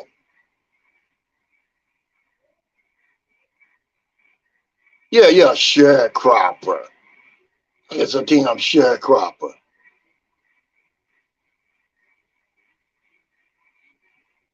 But nobody ever wants to talk about that. He said, are you going to absolutely have a doctor's checkup? Yeah. It only costs me $10, man. And if I have the whole full physical, it's like $20. But yeah, I got to do that. But because see, over here, they do the opposite. They'll take you off of medication before they'll put you on it. A lot of us don't go to the doctor over there because they know they're going to put you on something. Go to the doctor if you don't believe me. You could be in best shape of your life. And they put you under all these old fancy, they throw on all these fancy machines and all this stuff. And they're going to say, it's to their discretion. You know, their medical book says, well, if his blood pressure is in this level, we got to hit him with one of the statins or something, right? Then you take that and your legs start swelling up. Your hair starts falling out. Because they scare you to death at the doctor.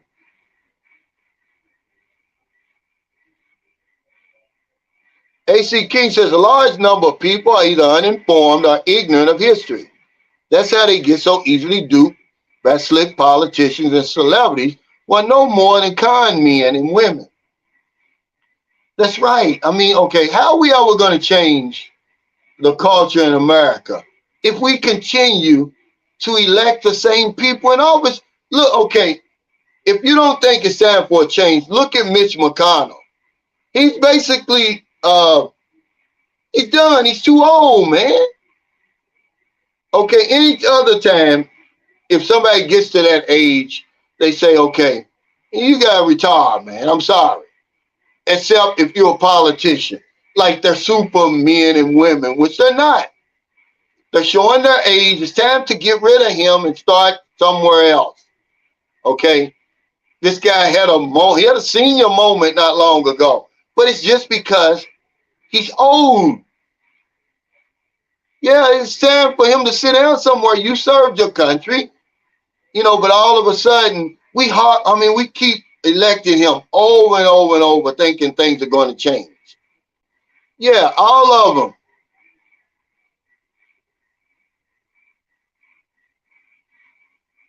All of them. See, people don't even know that Reagan was going through Alzheimer's toward the end of his second term. The White House wasn't even being run by Ronald Reagan. They just propped him up there, man.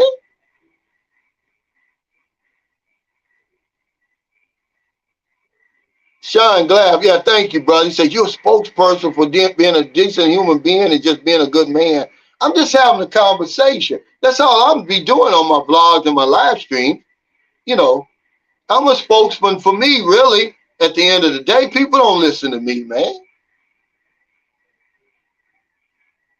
But, I appreciate it, man. Al Rogan says, I read the side effects of one medication. I told the doctor, I'm not taking that. Yeah, they're going to put you on something, and I guarantee you that. And so a lot of men don't go to the doctor. They're like, the hell with that. Because you go there, you take it, now you can't screw. Your dick don't get hard. You can't do nothing. You sluggish all damn day. You feel worse now than you did before you went to see the doctor. They're trying to make you live a long time. We're saying, man, I want a better quality of life. Isn't that what you're supposed to be doing when I come to see you? Give me a better quality of life, not long life.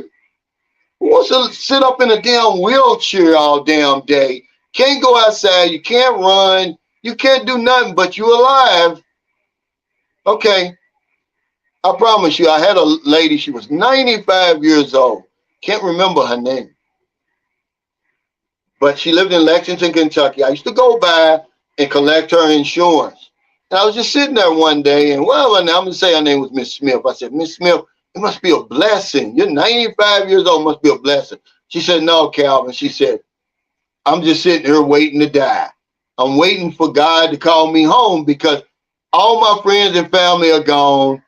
All I do is sit in this wheelchair all day long and look at those four walls. This ain't no life.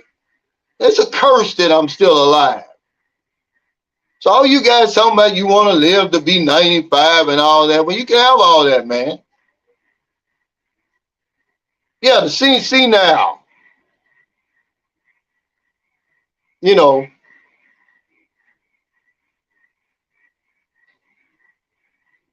yeah, governors, yeah, but what about your damn senators? Yeah, nobody want to live to be that long, man. Everybody, the woman can't do nothing. Hey, you supposed to be all as long as I'm alive. No, give me the quality of life over the quantity. Give me the quality, man.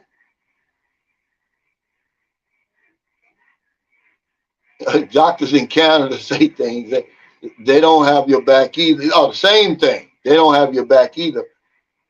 It's all about money in America. You better be careful. That's what capitalism means. It means everything's for sale. Basically what it means. Even you, even your health, even your information, everything's for sale. If they would come up with these social media, which people are getting rich off your back, you're not getting nothing. So when people said, hey, do you think Facebook that you should pay Facebook $10 a month to join? Yeah, if they're going to share in the profits with me. But no, they want you to make you think it's free. Facebook is not free. They're selling all your information, becoming rich off of it. But if you tell somebody that, they say, hey, man, you got to pay $9.95 for Facebook. I don't want to do it.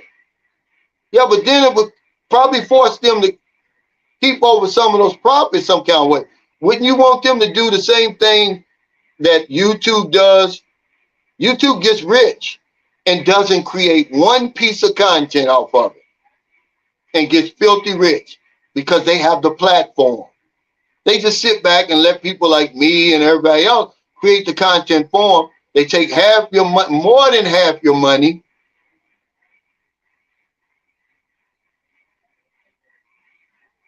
Why do you think a company like Instagram could take over Polaroid with 270,000 employees?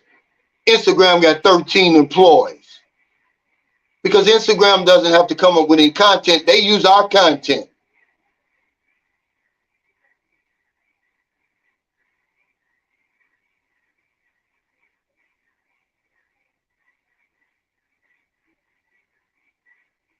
Yeah.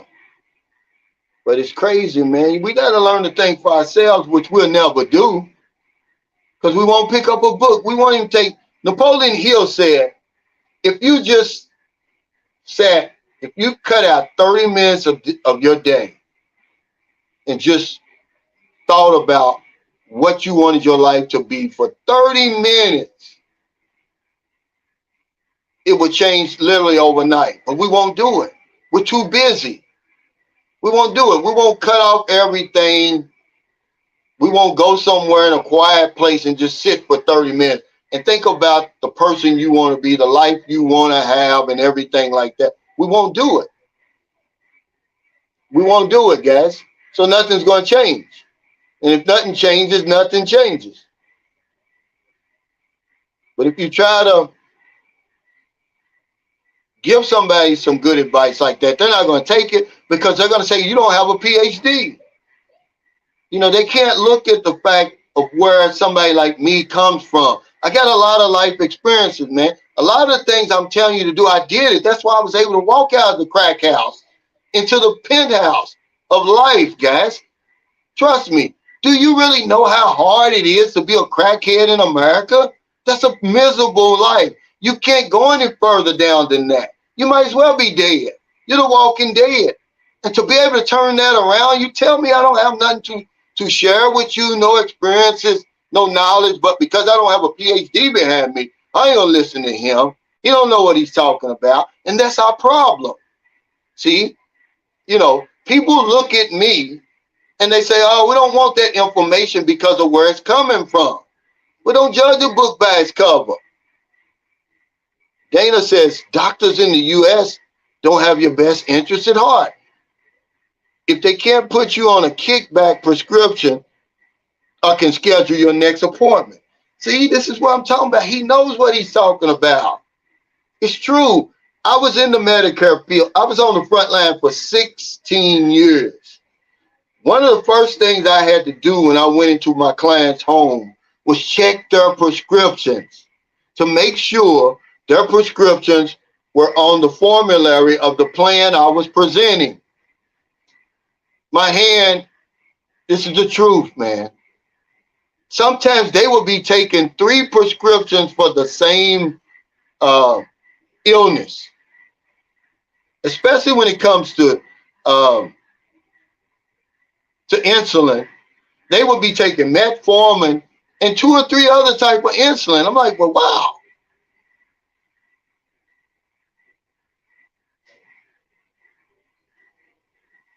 I love it. Sean said, that's it, Cal. People listen to you if they think or know you have a PhD, which means nothing, which means absolutely nothing. They just went to college long enough and took a certain amount of courses. The most successful people never went to college. They never finished college. Bill Gates and all those guys, they never finished college, man.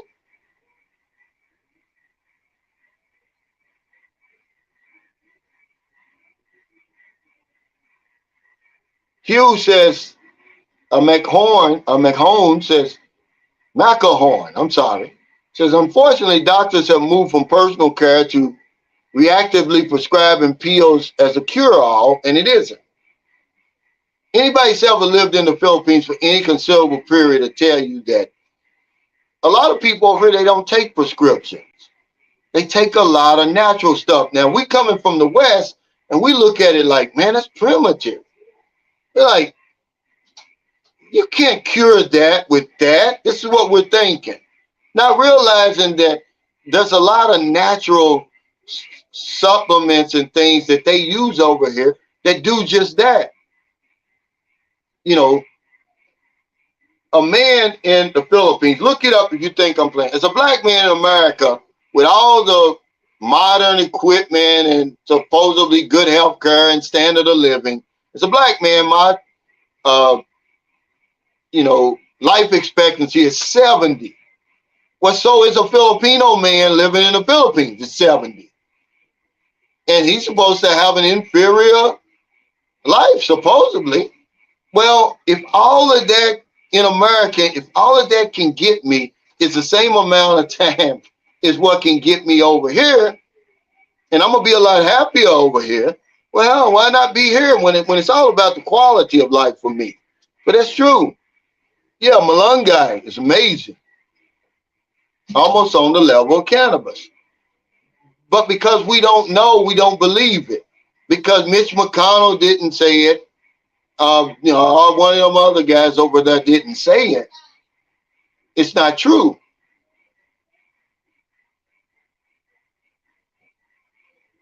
Dana says bamboozled. The definition is to fool and are cheap. It's the American way, and we have spread it all over the world. We think that if it's not made in America, if the American way is the best way. We don't understand we're only 4% of the population. But they don't understand. I was telling Jay this the other day, we were talking. There's a lot of great basketball being played outside the United States, believe it or not. But we think because it's not the NBA, if it's not Hollywood, it's not the best. We think America is the best, man. That's subjective. That's propaganda, guys. That's exactly what propaganda is. To think, if you can't make it in America, you haven't made it. That's foolishness. But that's just the way we think. So we miss out on a whole lot of stuff. Abel's Journey said, Calvin, you're better than Filipino Pete. You're just not as cute. He said, keep dropping the jewels and content. Well, I always say that all the time. You can't argue with success, but if I had a pussy, I'd have a whole lot more subscribers. I'd have a whole lot more support, and a whole lot more following. But it's not about that for me. Because if it was, I'd have been off here a long time ago. All you got to do is look out on the YouTube field out here in this genre, man. You see the junk out here. And if you out here just for the views and the notoriety and stuff, you'll quit because you'll say, I can't compete with this foolishness. Women basically selling themselves on their channels or selling other Filipinos on the channels, man. Basically human trafficking.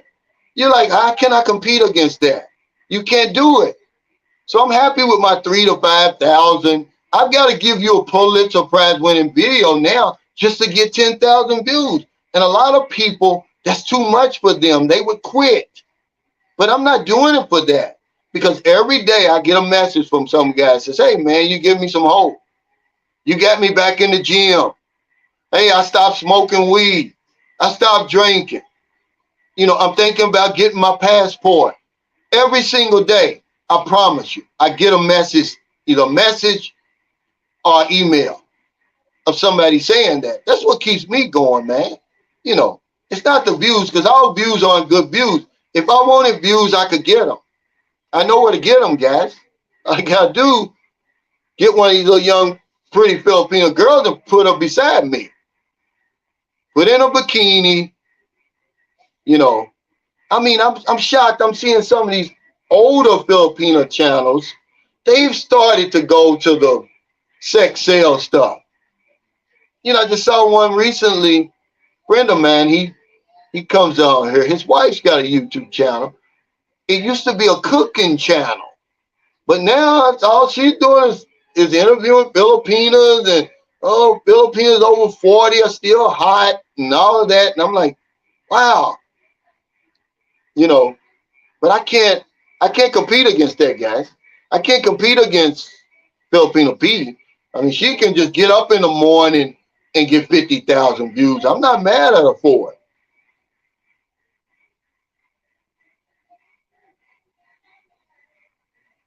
It's just, I don't script my stuff, man. I just give you just stuff out the,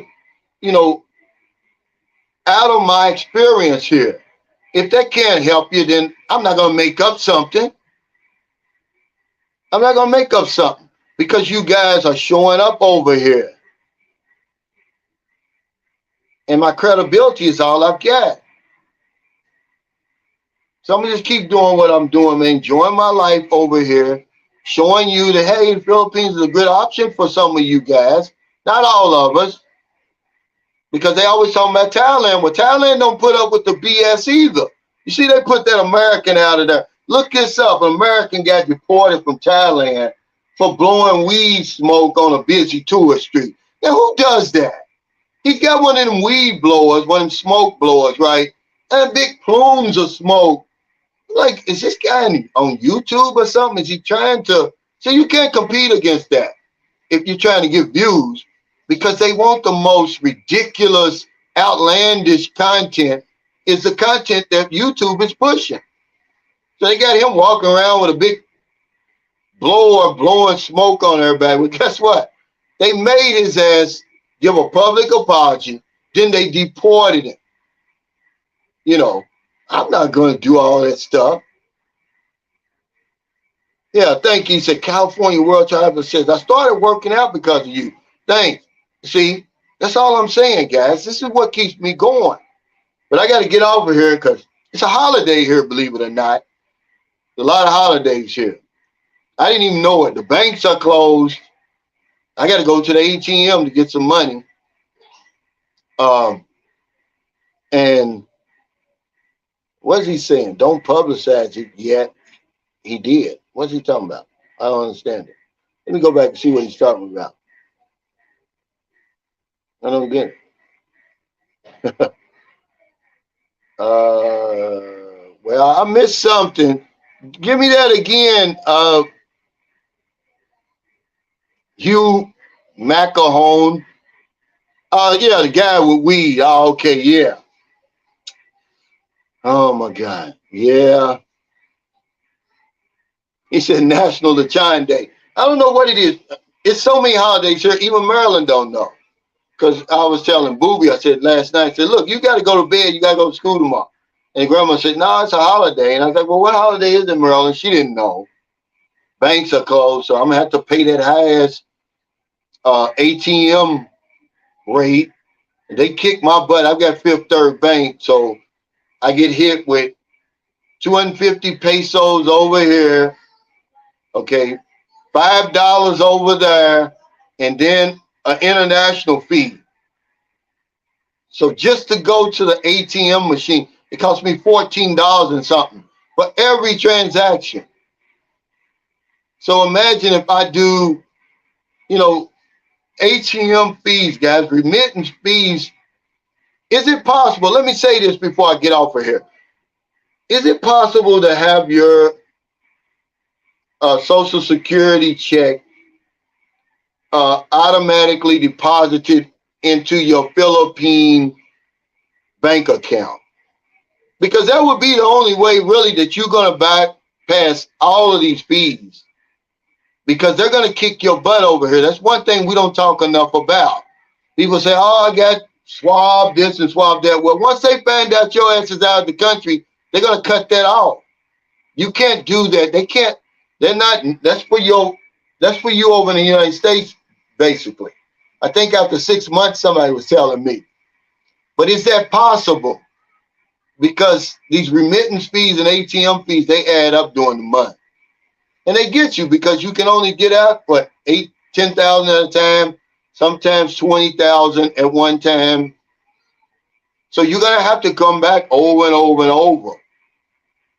And through the course of a month, it adds up. But I don't know if any of these SRRV holders or anybody can help us and say, hey, I got a bank account in the Philippines. I'm just having my Social Security or whatever it is, disability, automatically deposit over here. Can you do that? But thank y'all so much for all your super chats, your super stickers, your thumbs up, all your support for Sunshine Shows. Man, I never take it for granted, man. 3 years is a long time. That's a long time. One guy said, well, once they open up the Philippines, your channel, it's going to affect the channels over here, right? No. I told him, I said, man, when it opens up, they're going to need us even more. And that's been the case. Okay, now, do we have them big inflated numbers anymore? Most of us don't. But we still have the following? Yeah. Because most of us never make it over here, so few at a time. And there's always going to be somebody back there still watching. But yeah, it's been open. The Philippines has been open, let's see, when did it open? February 2022, right? So it's almost 2 years in February.